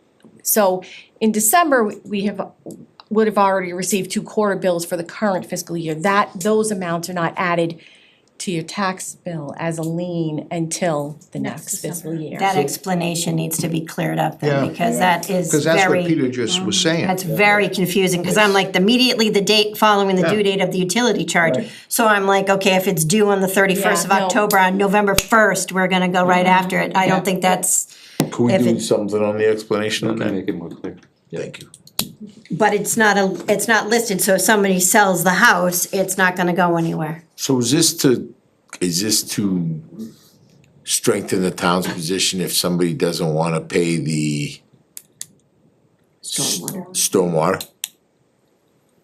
Because there is a lot of controversy amongst, well, let's talk about that when we get to that. That's the next item. Yeah, well, I was that's gonna what I was try gonna to say, do, let's talk about that I was gonna after. try to do 4 and 5 together, because 4 is Alright, so the let's water talk about and 5. 5 is Are we- sewer. Because they're treated separately, they're separate utilities, and treated separately under general law, so that's why they had to be.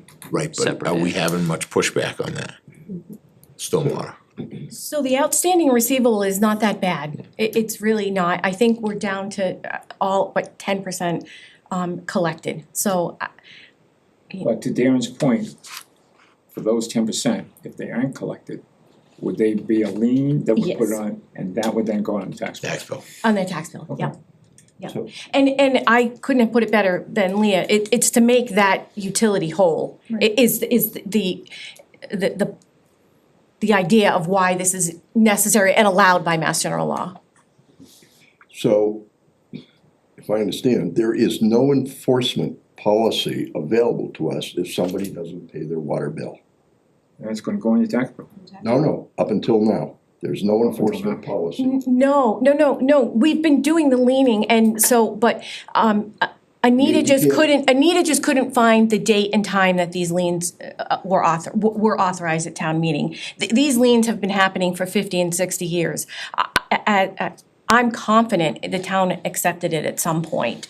But, you know, over the years and changes in offices and moving of offices and so forth, I think they're with the last master plan for the buildings. It's probably in that pile. Yeah, but that's a vital town record. It was in the closet. Yeah, acceptance of That's a general law, I yeah. was gonna say, that's a vital town record. Yeah. That's not just somebody's whimsy. So to explain what happened here, our new treasurer collector started, and he's, looking up all of the documents that we have, policies, accepted statutes, taking a look obviously at some of the new statutes that can be accepted. And upon looking at this, working with Anita, couldn't find when this was accepted. So as a housekeeping, to make sure that we have accepted statutes based off of our past practices, wanted to make sure that we had this on the books as formally accepted. So, all we had available was a lien, which takes cost, paper, money, and time to enforce that lien. And by doing this, we eliminate a lot of that. by moving it over to the tax bill. And then we can start the process on the tax bill if they decide not to pay that. Right. Sounds to me like this is just re-justifying current practice. Yeah, so formalizing it Yeah. to documents in Yep. perpetuity. So I would entertain a motion to place Articles 4, which is the water piece, and Article 5, which is the sewer and stormwater articles as presented with the explanation clarification as we discussed. So moved. Motion, is there a second? Second emotion. Any conversation? Tamika, Austin, do you think you can work on the explanation piece? Yeah, Thank you, so we can work with the treasurer and Donna to thank you. clean that up a bit. We have a motion and a second, roll call. Second, aye. Mattson, aye. Whitman, aye. For Article 4, which is the water article, I would entertain a motion from the board, select board, a favorable recommendation, or if you feel differently, so make the motion. So moved. Second.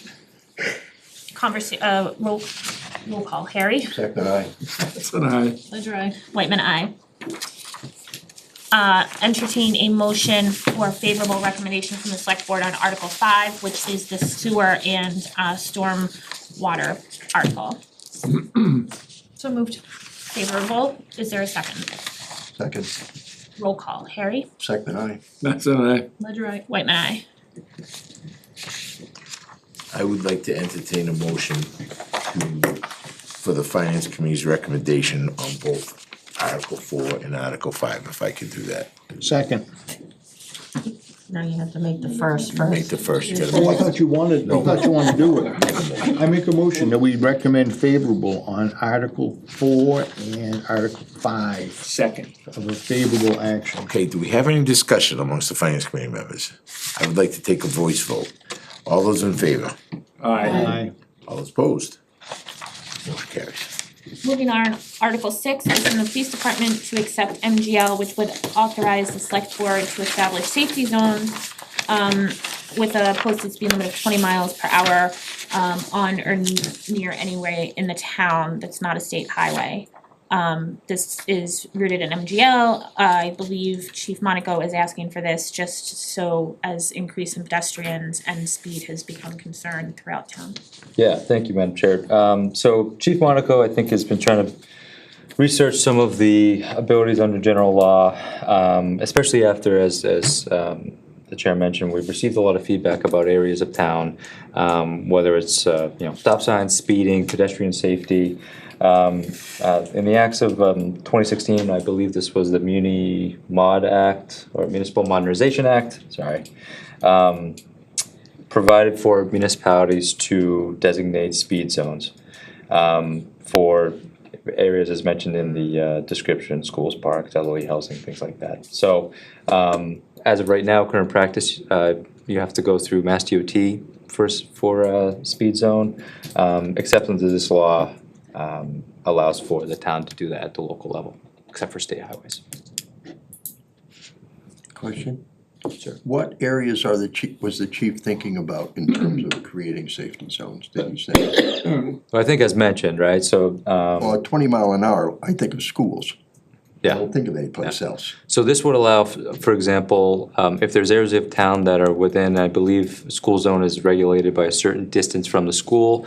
If, for example, the town wanted to expand that 20 mile per hour designation beyond the regulated limit of a school zone, or some of the areas where we will have, or we do have elderly housing, that's not covered by other aspects of general law. I think Marshfield also, like Palmagussit by Marshfield.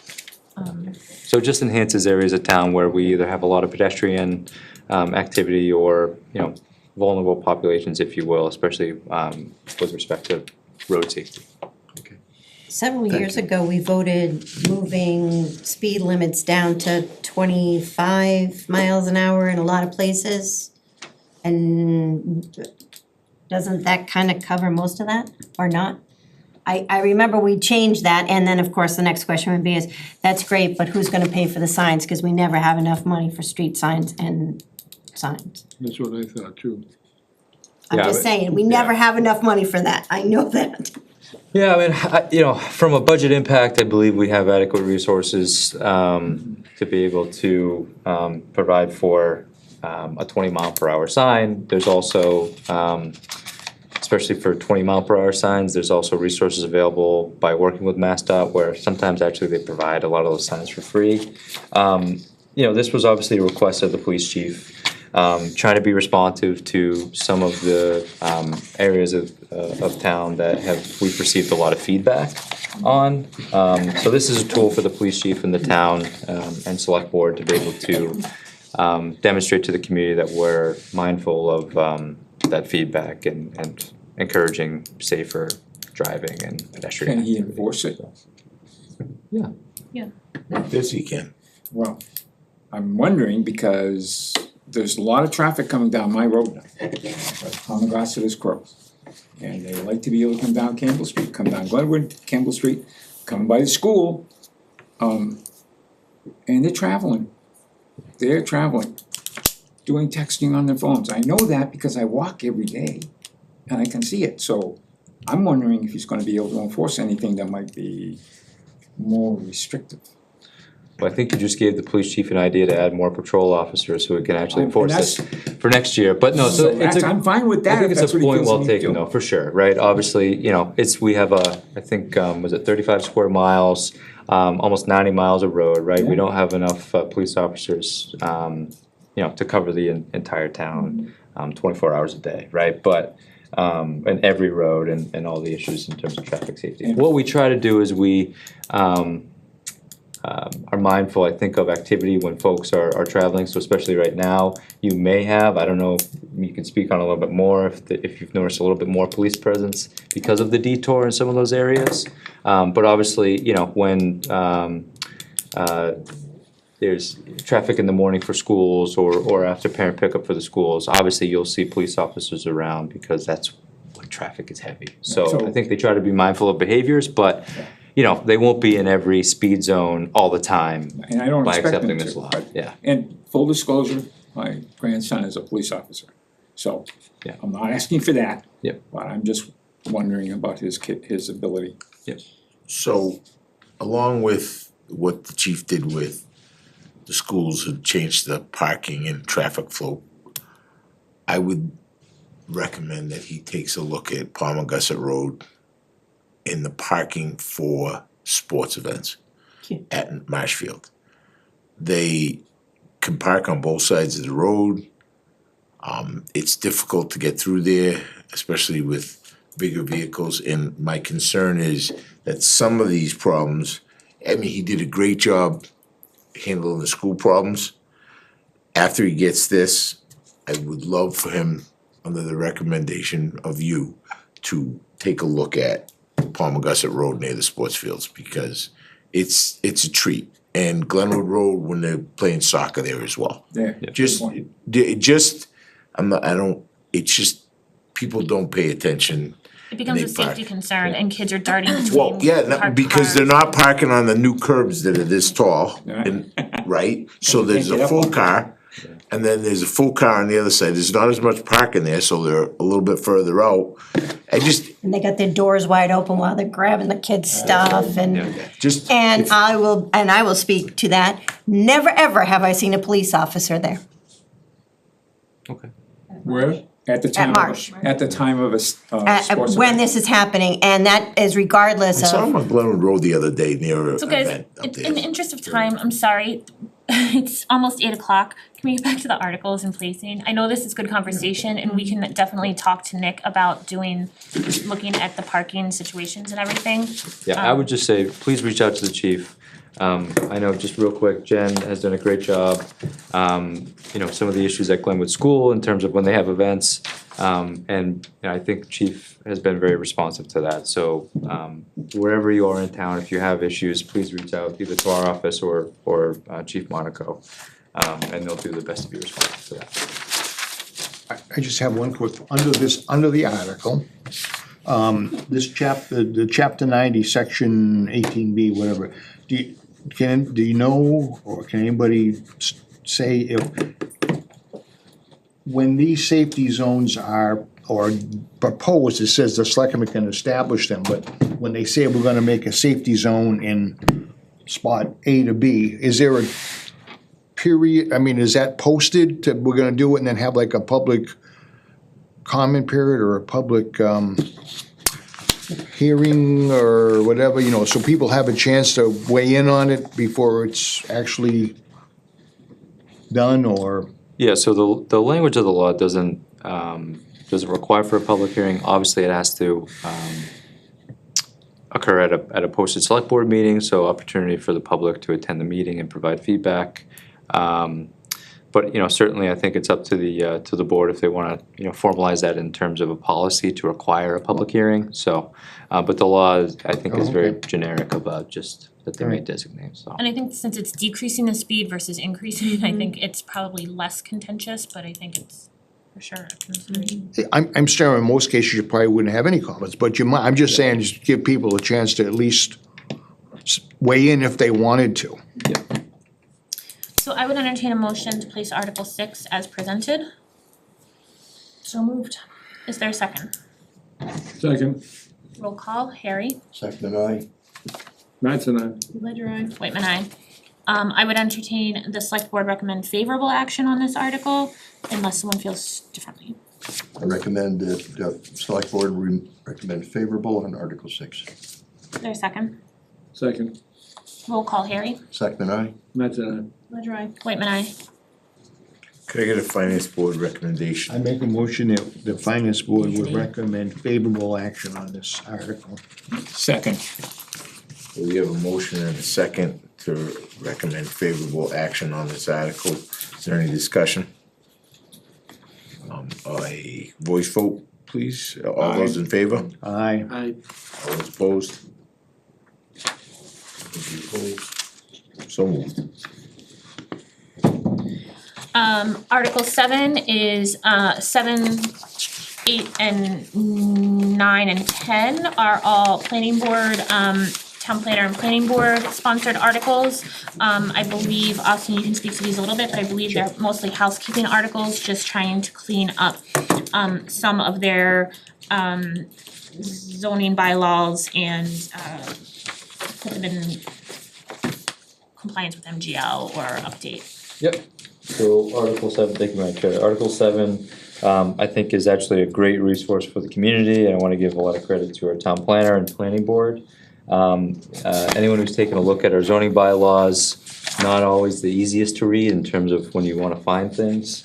So the planner and the planning board are proposing an addition of a use regulation table.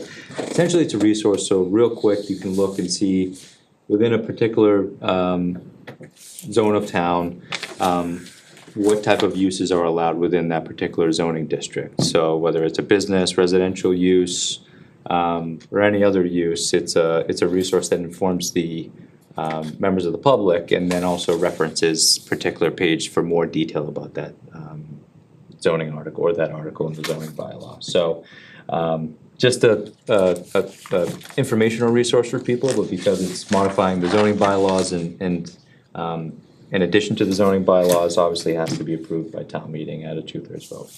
And I was gonna just reiterate that all these are zoning bylaws, so they require two-thirds vote.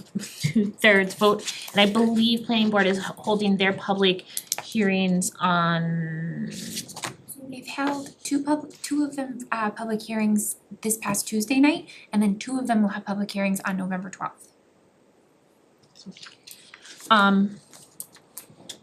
Is it too early to expect that the planning board is going to recommend favorably on these, or can we assume that they will because?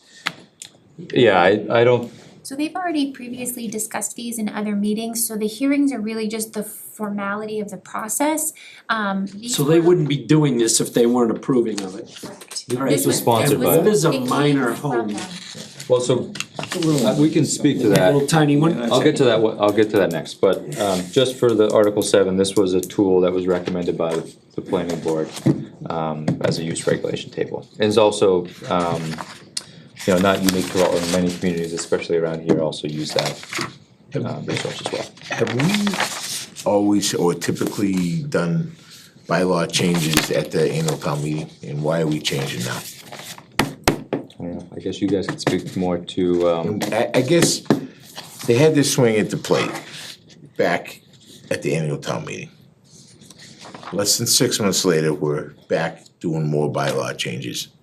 So I think this should be Darren's point of view, where I support every one of these. I think this should be at an annual town meeting. can I add to that real quick? Just, Go ahead. so there are articles, potential articles in front of the planning board, much larger, impactful articles that they decided to withhold. For example, there's been discussion about an energy storage facility.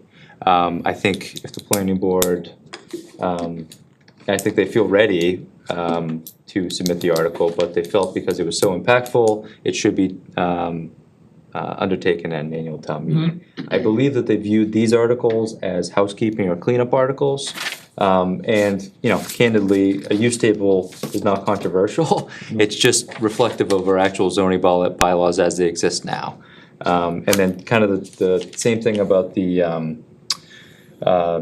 housekeeping and cleanup of the home occupation, which is adding actually current practice already for minor home occupation. They already do informal planning board review, which, after talking with council, is pretty much site plan review. So it's just formalizing the practice that already occurs. Which two did they go through on last week? The use and dimensional table and the I can't remember the other ones. They did not do the marijuana one and they did not do the minor home occupation. Right, because that was still being under review by legal, correct? No, so the legal review is done. What happened was, because the language changed after legal review, the notifications in the newspaper have to be republicized. So the information itself hasn't changed, it's just the timing of getting that notice in the newspaper. Okay. And if I may, I was just gonna add, part of the reason that they're bringing this forward now too is just not to belabor the annual town meeting, because we already have such an extensive warrant for annual town meeting.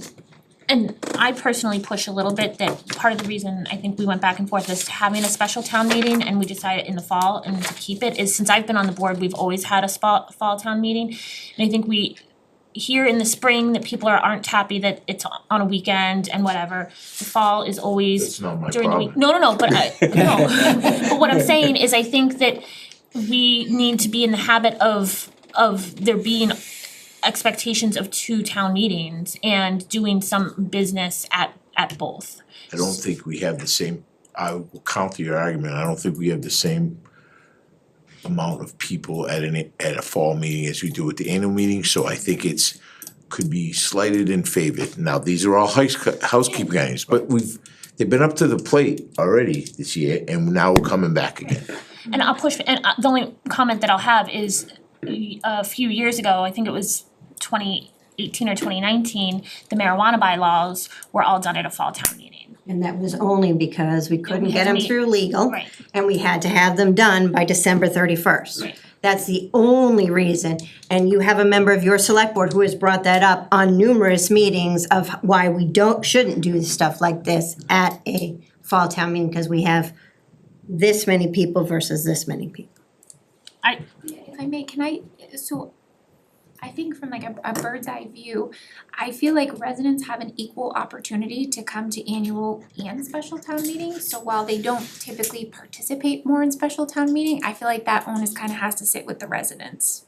Because it doesn't matter what day of the week we hold it, it's not gonna be convenient for somebody. Right. So the fact that they don't show up, I don't think that onus is on the town, and I don't know that we should be catering the expeditiousness of our business in that way. Cause then if we save it all for one meeting, then people are gonna say, I'm not gonna go to a town meeting that's gonna go till midnight on a Saturday in May. It's not my problem. So when do we I have to be there, they could be there. when did the number of building permits, when was that voted on? That was at a annual. Was it an annual? Cause there were a ton of people there.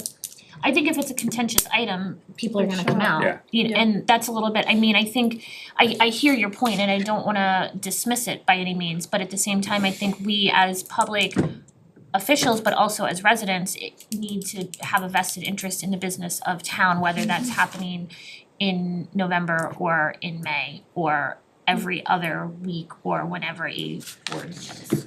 So if a residence exists that has an in-law apartment in it and is not in one of the zones that's allocated for it, does that mean that residence is non-conforming?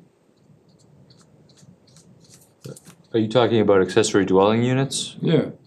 So there's no articles contemplated on this warrant for accessory dwelling units. You may be referring to the recent statute that was, or the recent legislation signed by the governor that required by right accessory dwelling units. So you may recall that in the zoning bylaws, we actually already provide for that in our zoning bylaws. I believe the planning board is considering minor adjustments to make sure that it's totally in compliance with the law.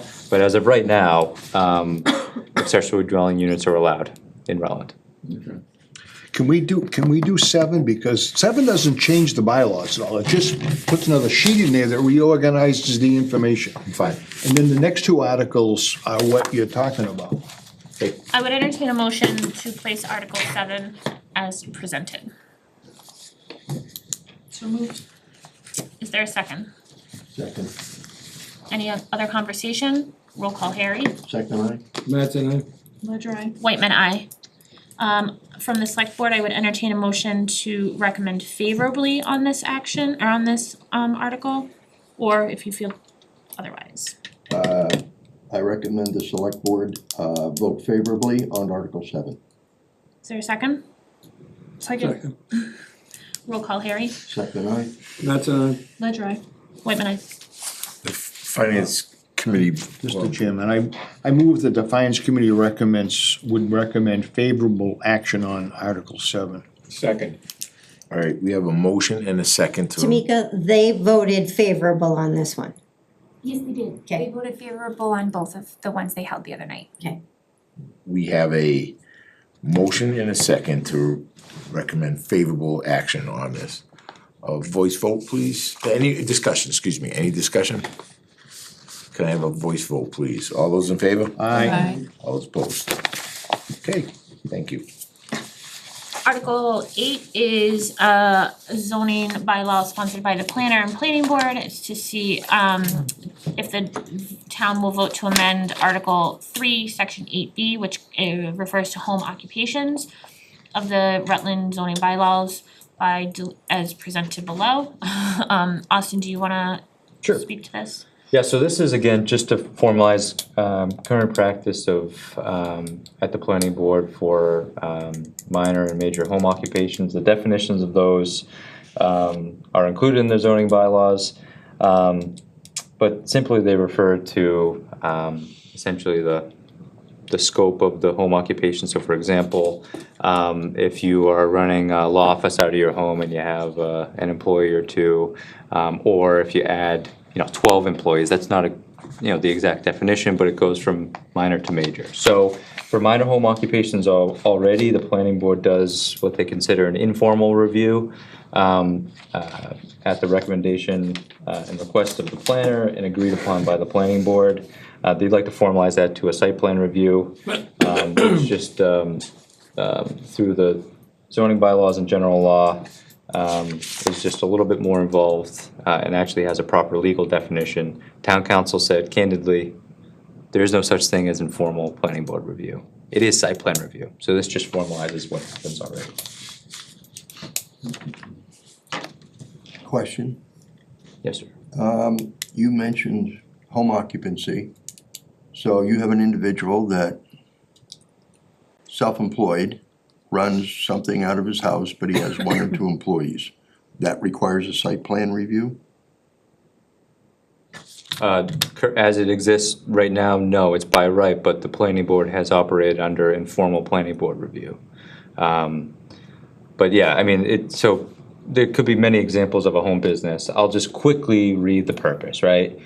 This bylaw is intended to encourage flexibility and economic development among a wide range of business types, from new businesses benefiting from changes in technology and communications to existing small-scale businesses, including the trades and food services. So operating out of your home in a residential district, R40 and R60, some sort of business, and there is a definition between the two, between minor and major. So for minor exclusively, the board just wants to planning board wants to formalize the process that's happening already.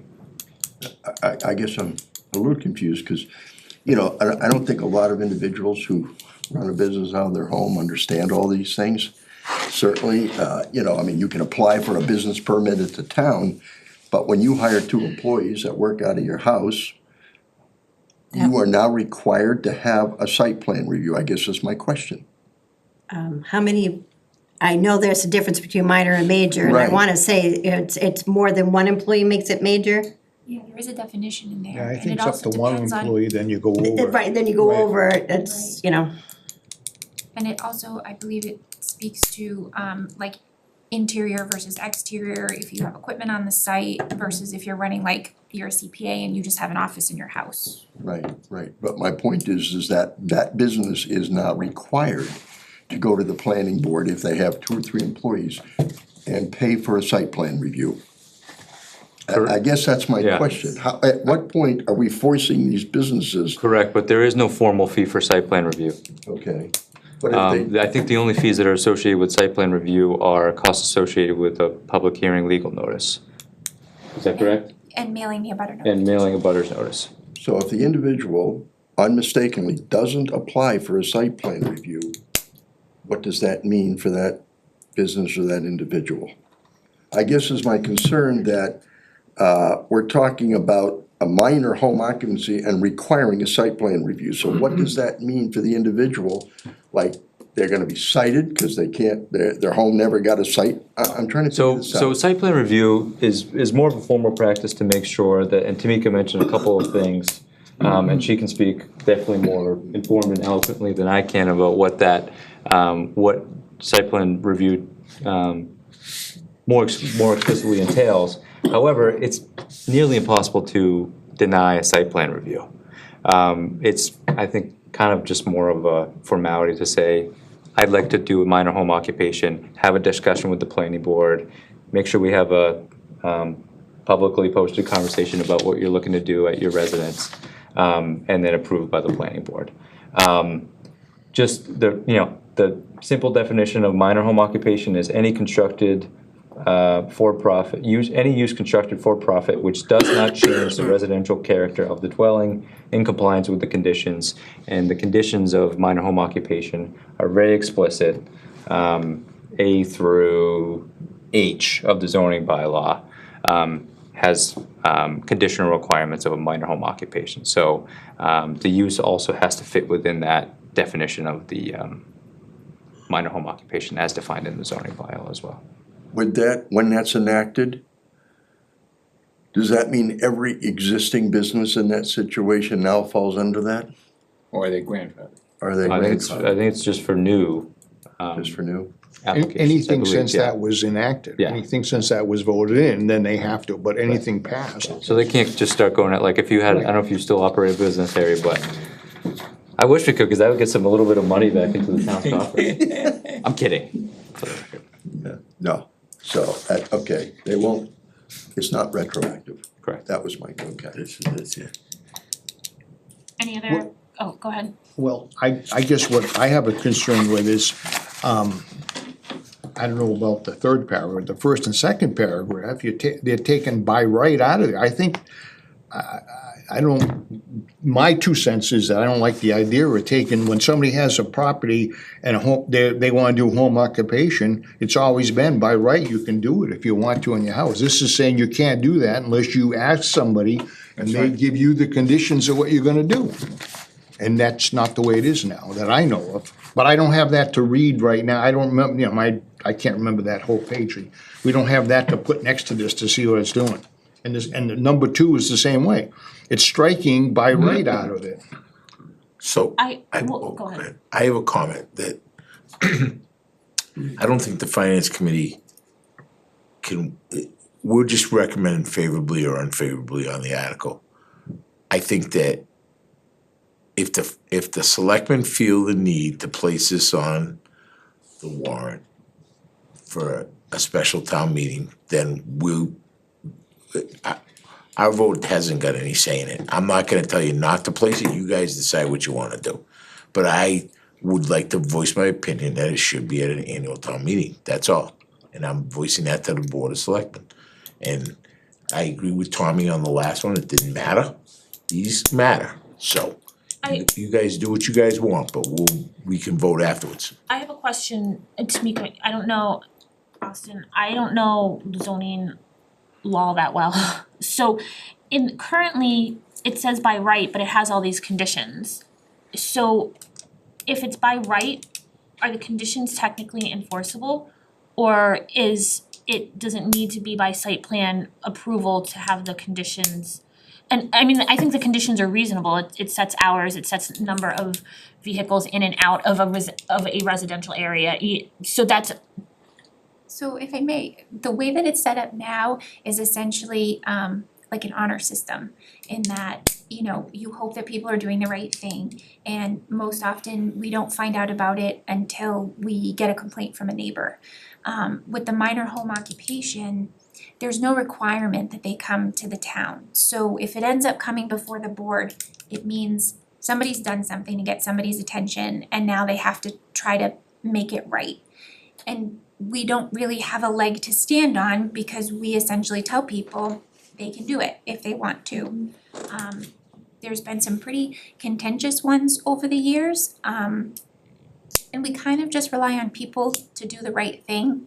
It's kind of similar with like the Conservation Commission. Sometimes we'll have people come to us and say, hey, we're gonna do something and we know that it's within the wetlands, what do we need to do? And we always say to them, thank you for coming to us and doing the right thing, because not everybody does that. So this just gives the planning board some sort of documentation, because right now we have zero documentation. We have no idea who could be operating a business out of their home that would fall under this category.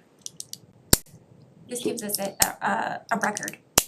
So we voluntarily, if I may, we are asking a business that starts out of your home to file with the town that a business occupancy form. I had to do it when I did that on maps. Yes. So that is strictly voluntary, we don't have any kind of enforcement on it or anything like that. Not right now because it's by right. If it's a major home occupation, for example, there is zoning authority with the zoning enforcement officer, and we have seen that happen. So if I might follow up with that then. So what we're looking here is that somebody that say wants to be a mechanic out of their house in their driveway, is that compatible with the neighborhood? That's what we're looking at. Somebody that runs a lawnmower service business and has a big thing, is that compatible with the neighborhood? Does it fit in? That's kind of what we're looking at here, right? Very much so. Notifying the neighbors so that they can be aware and express their comments.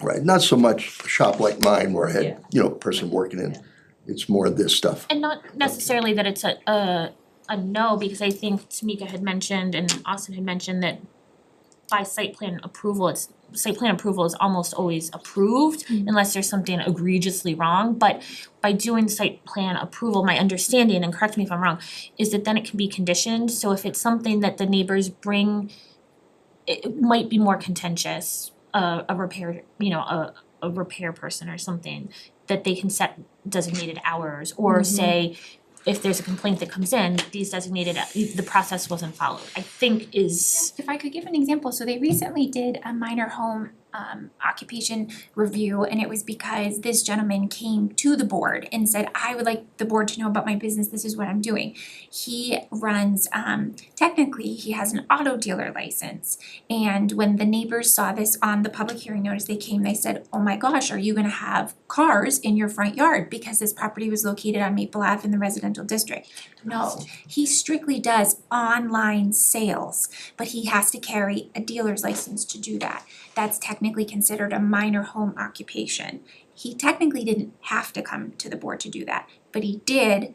They were then allowed to set the conditions to say, that's fine, but you cannot have vehicles on the property. And once they conditioned it, the neighbors were like, oh, okay, we're fine with that. and I don't even know if you remember, he came before our board for the license, the auto license also, Right. and there was some conversation about that as well. How to ensure that what he was presenting to us was going to last and not grow and turn into something. Exactly. So is there enforcement with this? There will be once this passes. If, excuse me, I should say, if this passes. Okay, because I mean, without enforcement, it has no teeth, it doesn't matter. That's why they're doing it. Huh? That's their motivation to do it. Okay. So does a minor home, I say I don't have Yeah.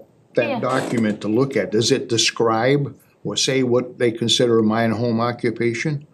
I think that, like you just said about an auto sale, you gotta go have other licenses, that's always been the case, so that's why people don't have those in their yards under a minor home occupation. Yes, there's a list of conditions and Right, so requirements under. That's what I'm saying, well, again, I'm saying the same thing I said, I think it's just taking a right away from people that own the property that was the whole idea, having minor home occupations and major home occupations.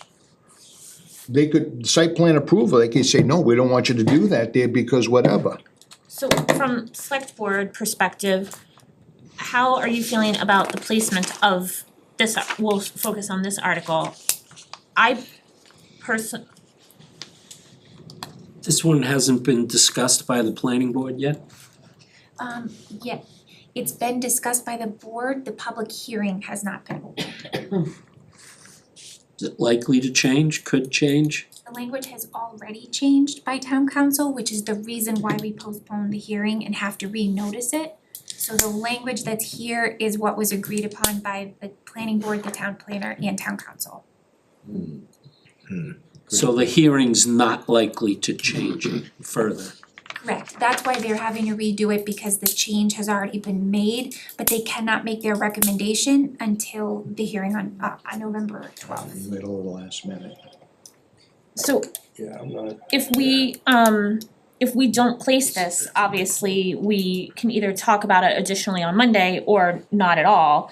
Can be under the 48 hours or whatever, but we also, if they still go forward with the public hearings, then can it be held with that same public hearing until the spring?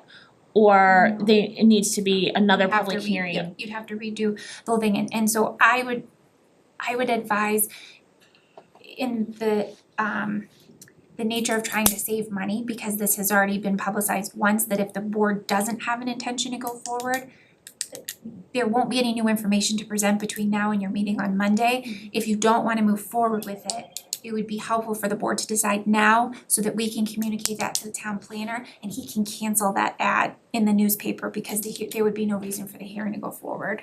That was my thinking.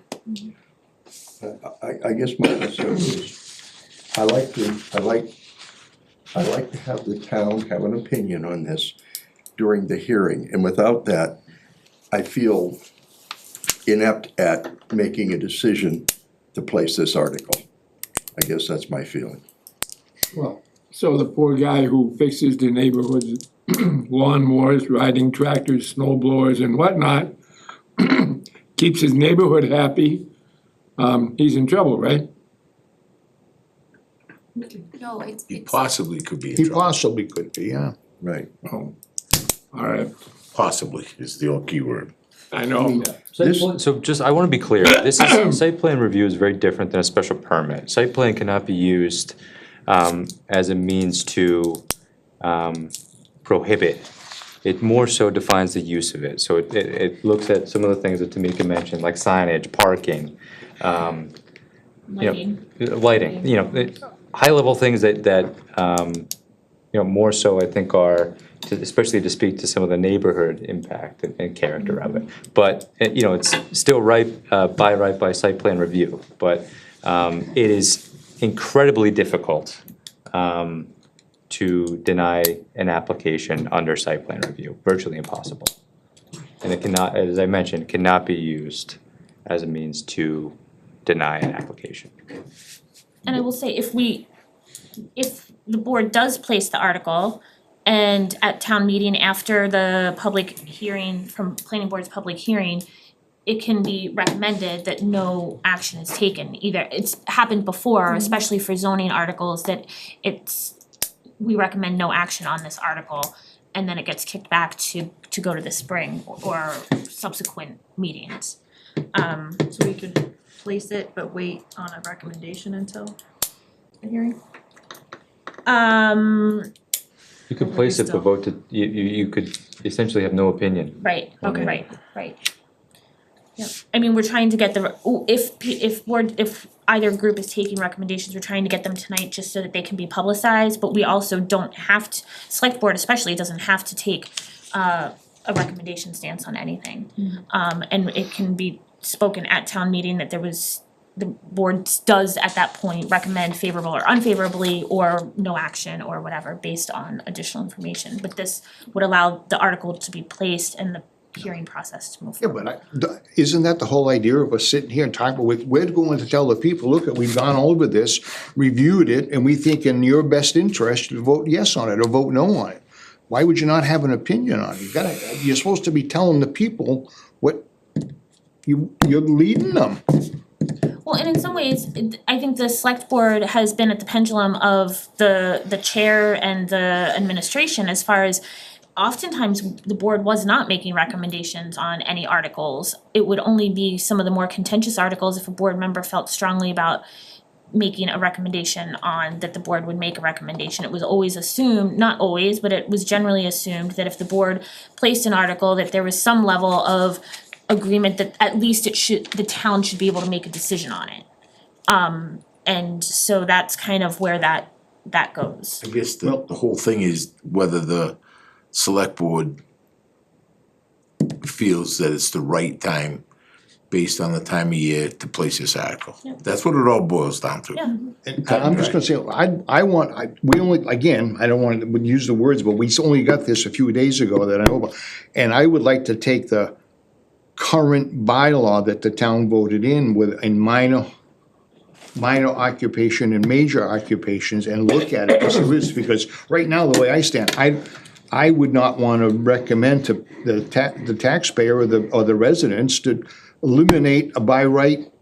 I mean, we've eliminated too many things that they can do. So Harry, Paul, Jen, I'm trying to get consensus here because we could be a deadlocked board, right? We're a 4-member board tonight. So I really want there to be consensus and understand where everybody's coming from.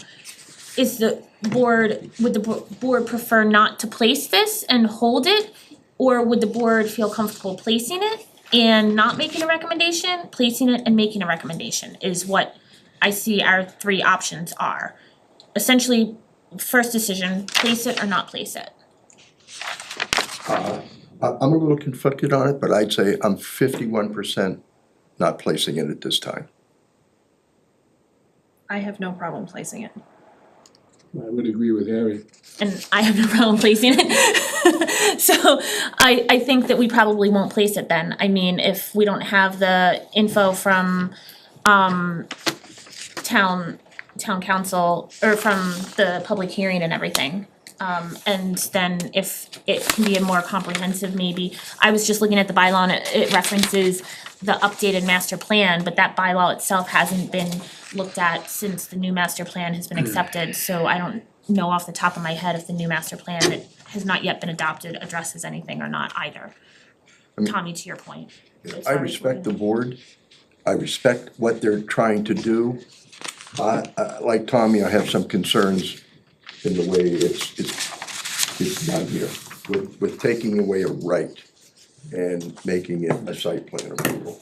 I think it's not I think it's a language thing, to be honest. It's not taking away a right, it's making sure that you don't have somebody who sits next to, that lives next to you, backing up their construction equipment at 4:30 in the morning, beep, beep, beep, beep, when you're trying to sleep, versus, so they put certain rules I understand so that it doesn't hurt But the neighborhood. I also look at this, and on a scale of 1 to 10, is this a tsunami that has to be done right now, or can we move it so we've had a little more time to talk to the planning board and say, how do you feel about it?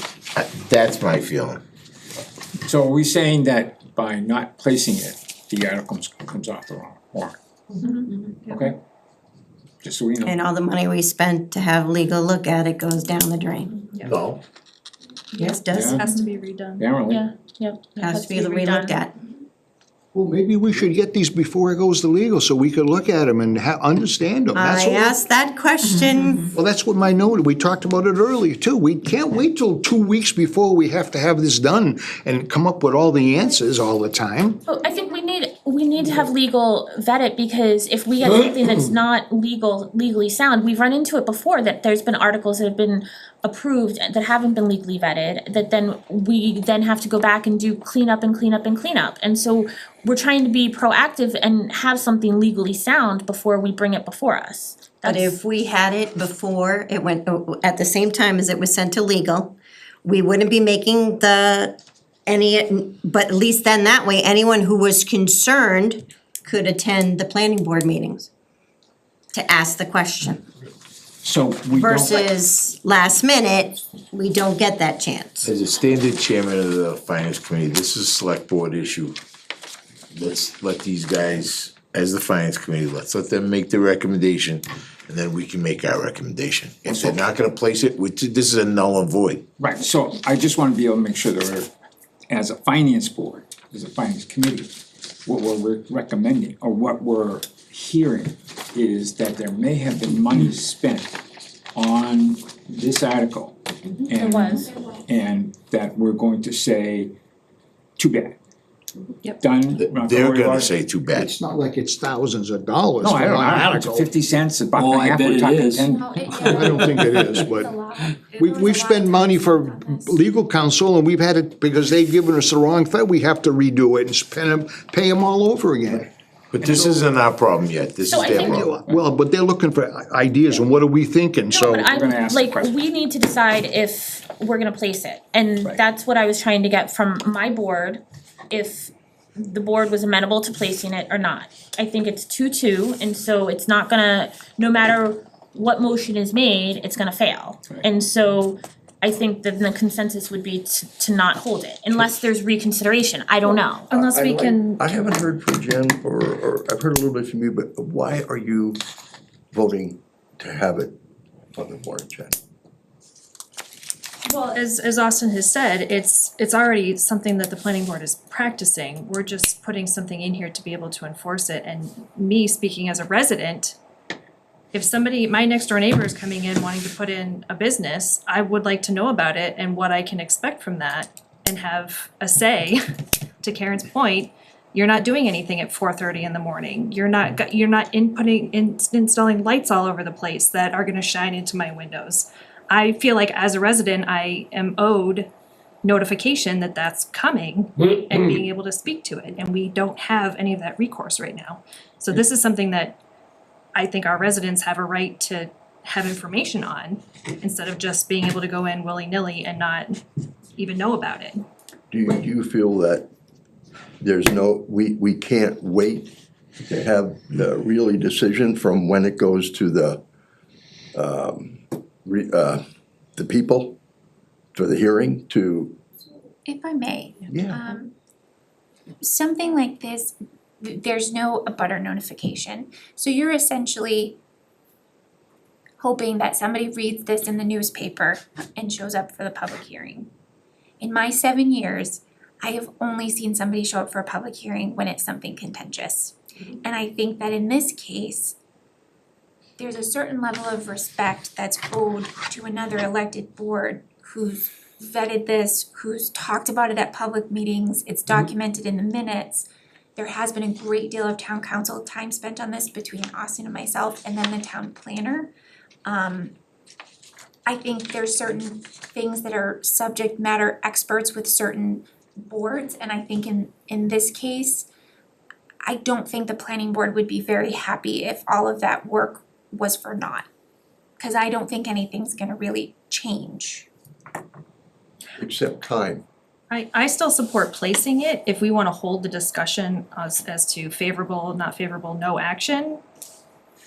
I think I that's mean- fine, but I But do you know what's in a minor home occupation? What? they're not changing anything about that. All Yeah. they're doing is talking Exactly, about- that's what I'm saying, so what, it used to be that the bylaw just said, home occupation is it. Right. And then at one point in time, they went through the trouble of doing minor and major and listed all this stuff out, that's the way it's been. And the minor not home changing. occupation is limited it quite a bit to what you could do as a minor home occupation. That's why they have a major one that you had to go for, site plan approval. So that's what I'm getting at. If So I we think had there's two the, different, if I if we may, had the two documents, you could look at it, we'd understand it better. I think that there's two different things. Site plan approval, again, is essentially what the planning board has been doing when they have the opportunity to. It's essentially a yes. And hey, you know what, you're in a subdivision neighborhood and maybe you can't start at 3:30 in the morning because you're in a subdivision neighborhood. Is that addressed in a minor home occupation? Currently, it's how they operate, but it's not No, formally. is it in the our bylaw that we voted for? Is it in there now? It's as a condition, which right now by right, I don't think it Is can be not conditioned. I don't know, I don't have the Yeah. sheet to look at. I'm telling you, it's one of the conditions. But it's that not That you enforceable can set currently. hours.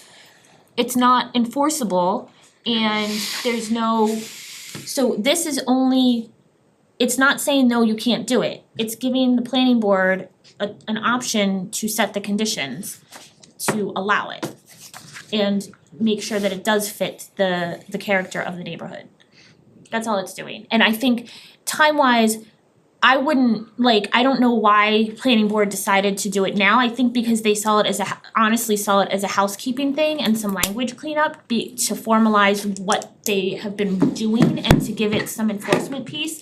And they've spent, to Tamika's point, there's been money spent to get this to this point. So, public, the planning board meetings are public and they've discussed these plenty of times over the course of the past few months, so any of us could have attended.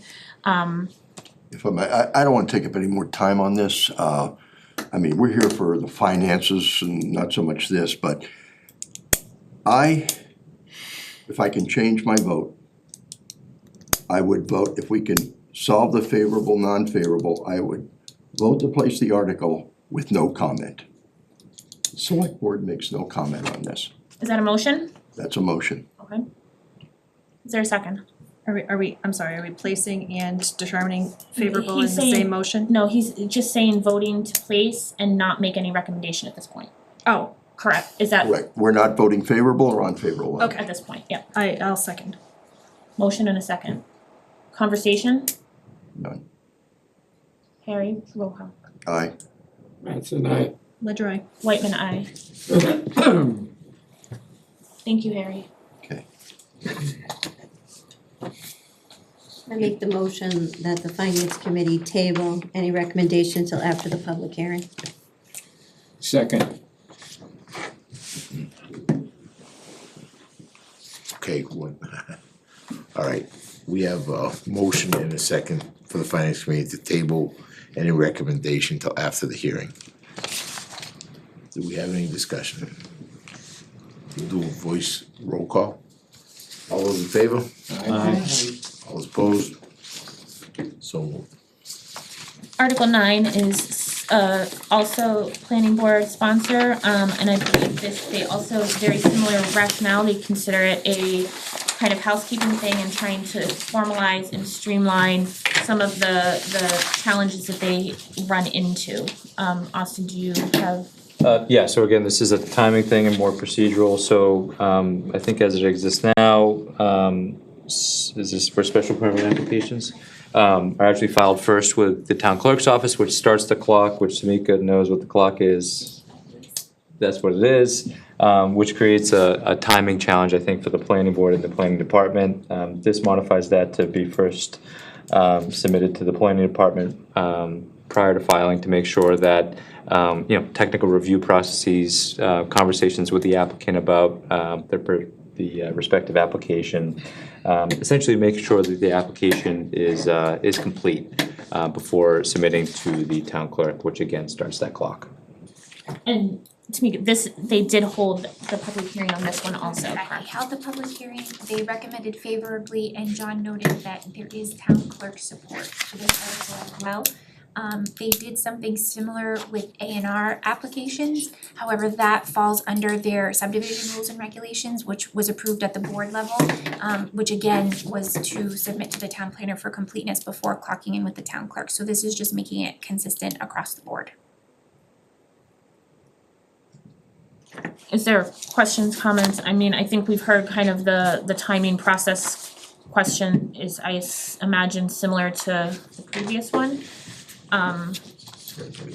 I personally am comfortable with placing this. Since they've had the public hearing, I would also be comfortable making a recommendation, favorably, but I don't know how the rest of the board feels. Do we know what a SPAGR is? I think it's special permit granting. Whenever you authority. use an acronym, you should spell it out the first time and then have it in parentheses Is that what it is, afterwards. special So permit granting Special authority? Yep, that's exactly it. can you change the wording to that effect? Or is it too late? We Oh, can not in change, the language, we can yeah. change it in the explanation, but the way that the zoning gotta be bylaws said that amendment, way. so this is modifying the zoning bylaws as it exists, so that's what is explicit in the zoning bylaw. So it's probably defined Elsewhere. Just before elsewhere, that, just yeah. before that. But we can, in the explanation, we can clarify what SPGA is. So then I would entertain a motion to place Article 9 as presented. So moved. Second. Roll call, Harry. Second, aye. Mattson, aye. Ledger I. Whitman, aye. Since this had the public hearing, also, I would entertain a motion to recommend favorably on this, or if someone feels otherwise, so. Did you say they had the public hearing already? They did, And they yes. voted yes on it or favorably? Good to know. So moved. Yes for favorable, is there a second? Or so moved for favorable recommendation? Is there- Second. Second. Any other conversation? Roll call, Harry. Second, aye. Mattson, aye. Ledger I. Whitman, aye. Thank you. Finance Committee recommendation. I would make a motion that we recommend favorable action on this article. Second. We have a motion of recommend favorable on this Article number 9. We have a second. Is there any discussion amongst the Finance Committee? Let's do a voice vote. All those in favor? Aye. All those opposed? Hearing none, motion. So Article 10 is also planning board. I believe that this was in conversation with Article 11, which is a citizen's petition that must be placed unless it's withdrawn, but it must be placed as presented. But I believe the applicant also worked with the planning board to have the zoning wording adjusted, and legal has reviewed that as well, so Austin. Yeah, and actually, so this, Article 10 was actually a recommendation by legal counsel, so as the chair mentioned, Article 11 is a citizen's petition, which is requesting to increase the special permit for essentially adult use cannabis establishments in the community. Retail. Yes, retail. From 20% to 50% of the number of license for off-premises alcohol licenses in town, which 20% right now, I think is just below 1, but you have to round up. So it is one, there's only one establishment that is licensed and allowed by the current zoning bylaws in town. The citizens petition article is proposing to increase from 20% to 50%, which would bring it to 2. However, because it's a percentage of the number of licenses in town, the number of licenses is also corresponding to our population. So if our population increases, based off of this, we could also increase the amount of cannabis adult use retail cannabis establishments in the community. So, with that in mind, legal counsel recommended an article before the citizens petition if the community desire to just limit it to 2, it's being explicit in the article. So modifying it to strictly say 2, which number is equal to or more than 20% of the number of. So instead of going from a percentage to a hard cap of 2 in the community.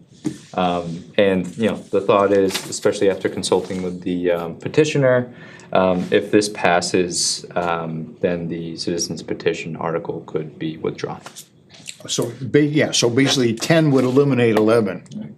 Yeah. Okay. And I will say, I think when the original bylaw was written, there was some questions as to what would hold up legally as far as a number, an explicit number. They wanted it to still be linked to a percentage, and so that's, I think, why the town had done 20%, and now it's been around a little bit longer. It still is linked to the 20% as well, but it allows for a slight increase on the retail side, but not just an unfettered.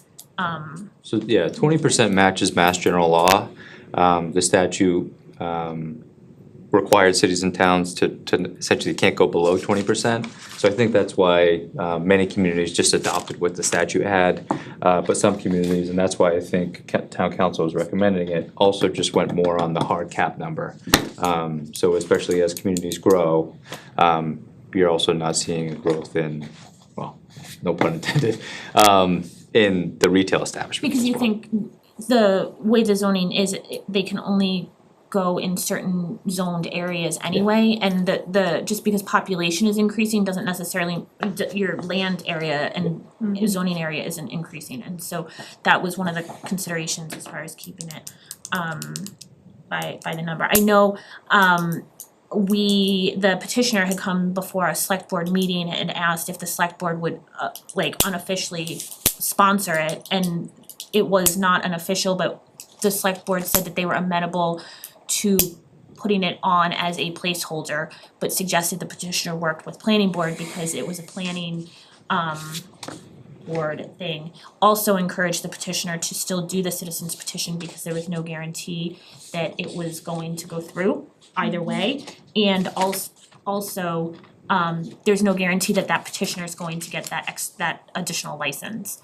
I think I'm thankful personally that the petitioner and planning board were amenable to working with them together to draft this with legal, because I struggle a lot with the zoning bylaw changes coming in as citizens petitions, because they're not able to go through the full legal review and process. So I appreciate everyone doing that. I think unfortunately, because of some of the language changes, this is one of the articles that has not yet had the public hearing.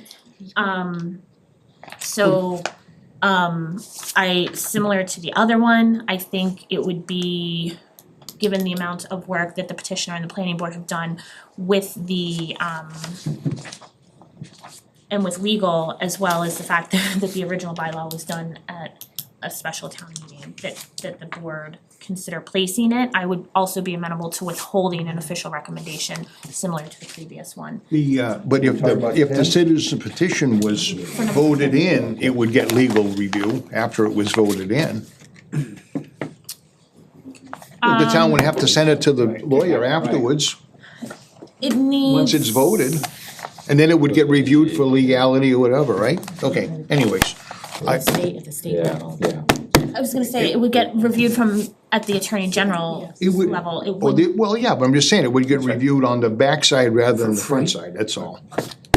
If it was done. For free. Right, but also But more think- so, but that's also- looking at but the also- legality of it, right? Right. Which is, Right. we know that it's legal to do. But also So- think that the citizens petition is potentially increasing it to No, I more, agree no, with no, you. I'm I agree with just, you. you know what I mean? But I wanna know what an LME is.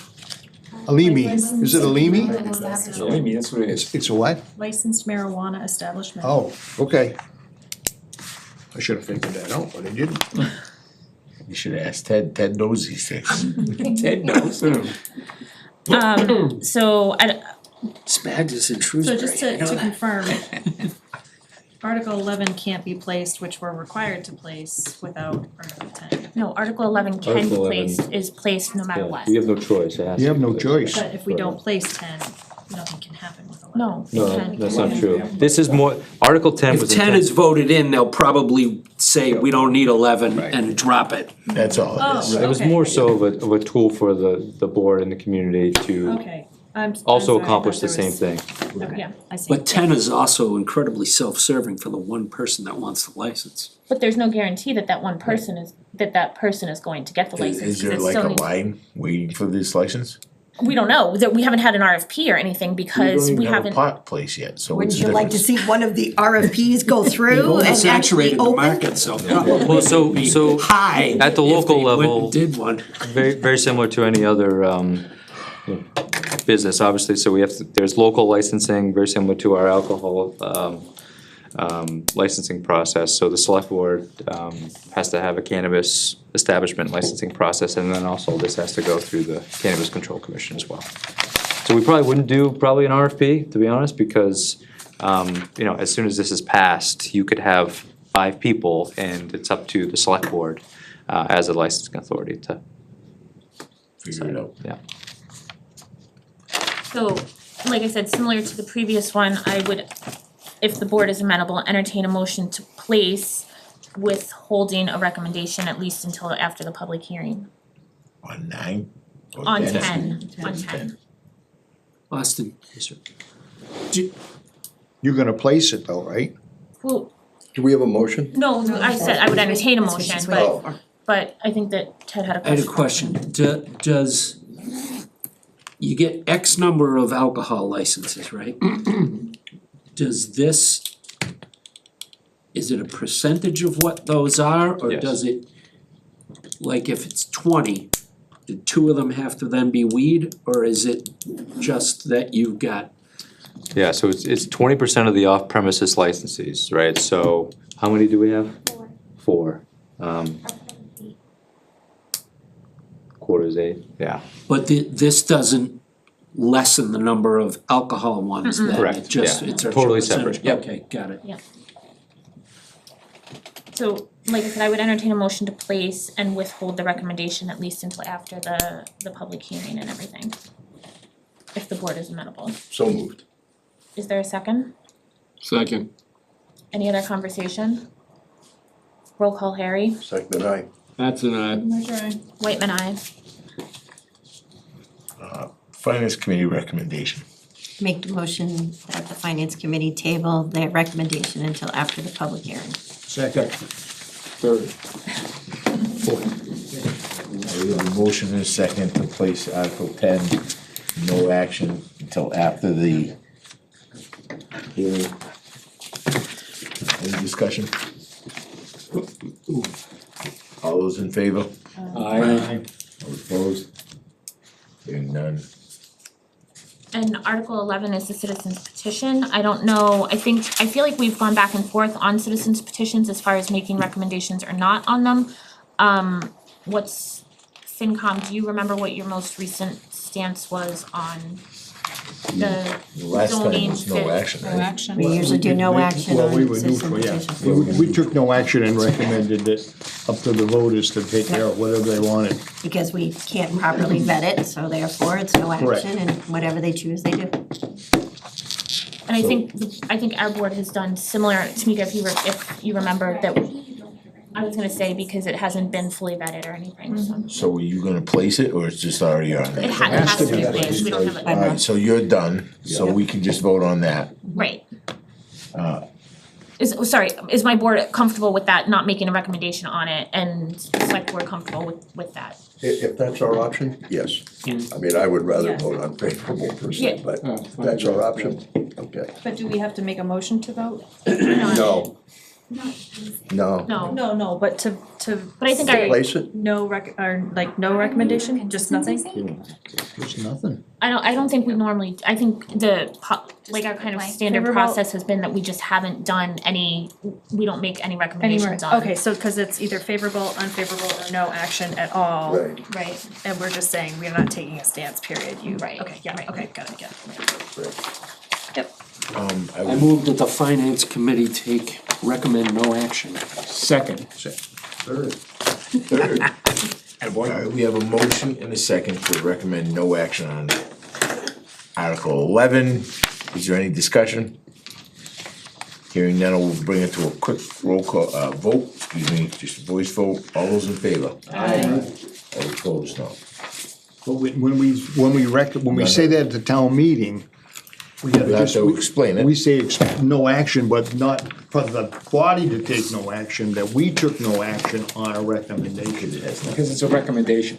No, I understand, but. Because we can't use other Pe- wording. Right, people have asked me, they said, well, you said no action, you meant we should take no, I said, no, that didn't mean, if you wanted to vote yes or no, you do what you wanna do. Is there any other, we had any other budget related discussions as needed, but it's 8:48. Can we get a copy of the,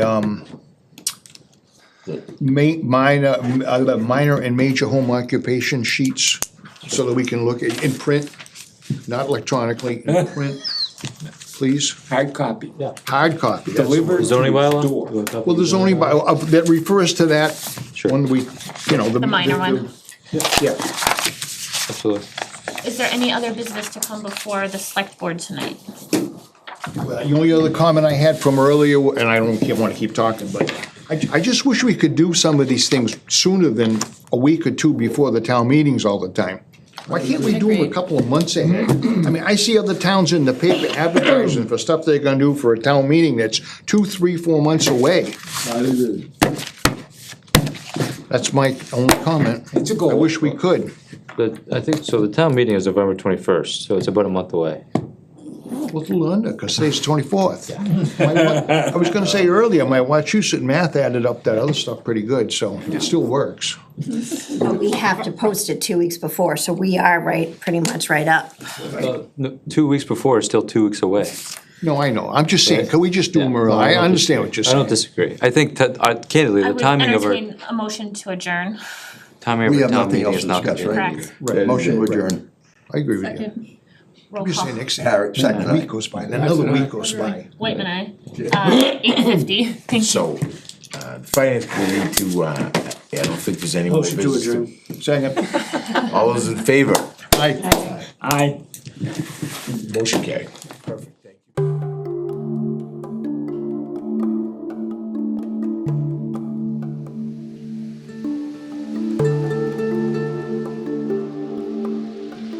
you.